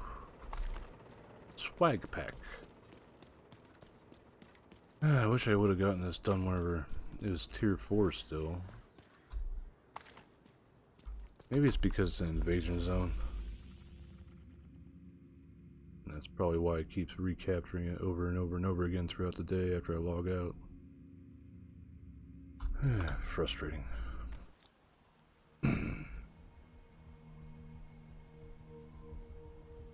But I hope you had a good time playing the Played Up Sunny, and welcome anybody that's still lurking from her stream.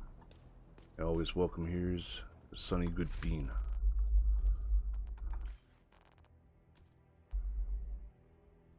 They have your mom for me. Please.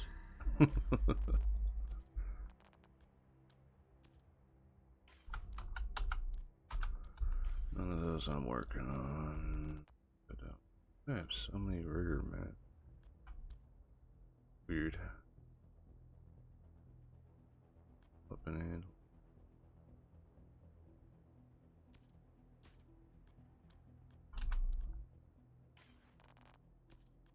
Yeah.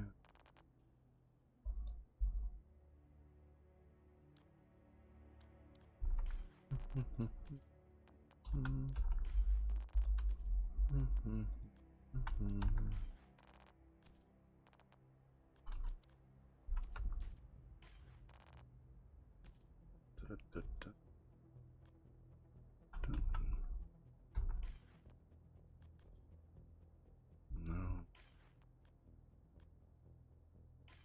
And check the library. Any upgrades? Look at SMGs. What do we got? Reload speed. That's it. Not a whole lot, but something, I guess. Oop. There we go. Got that done. Up over expertise. Gain 2 points.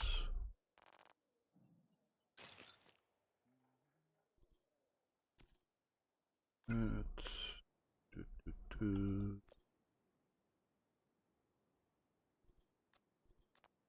that done. Nothing else yet, okay.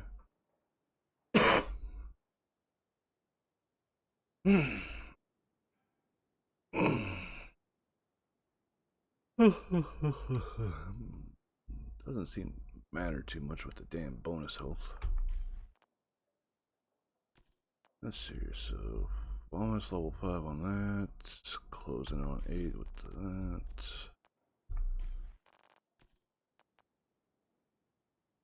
Almost done with that one.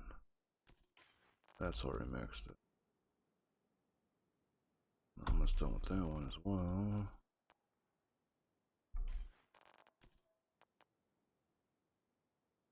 Proficient with this. Nice.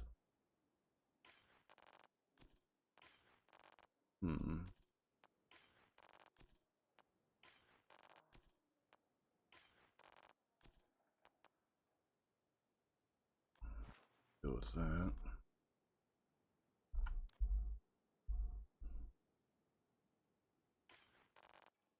These back.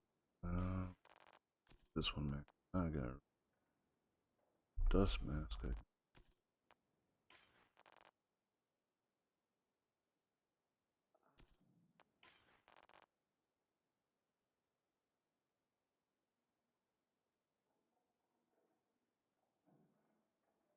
And that's there.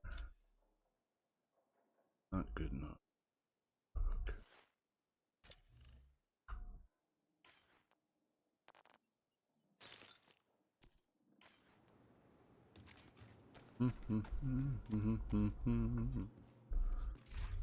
What I got left?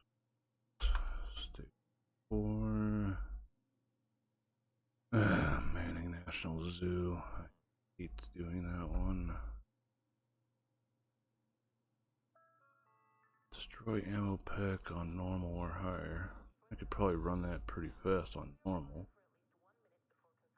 That gets me the send off blueprints. Custom skin for that.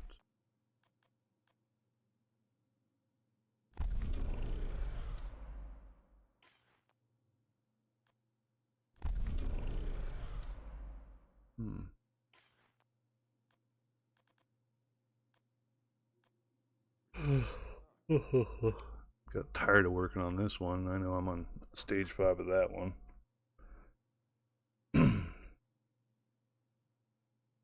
Alrighty, almost midnight here. So, see who is doing the do. And raid on out. Spread the love.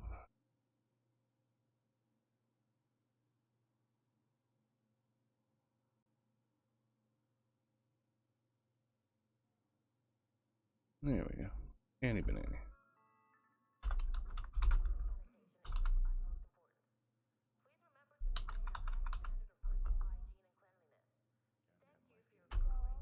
There we go.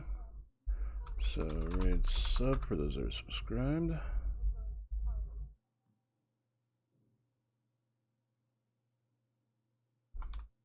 Raid globe for those that aren't subscribed, and you can use those global emotes, your own emotes, somebody else's emotes. I don't care. Just have fun with it. This is Annie Banani. Some of you might know her from other friends like Crundle and stuffs.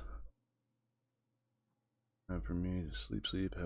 You have a good night as well, Huddle. And thank you very much for popping by and hanging out some. I appreciate it.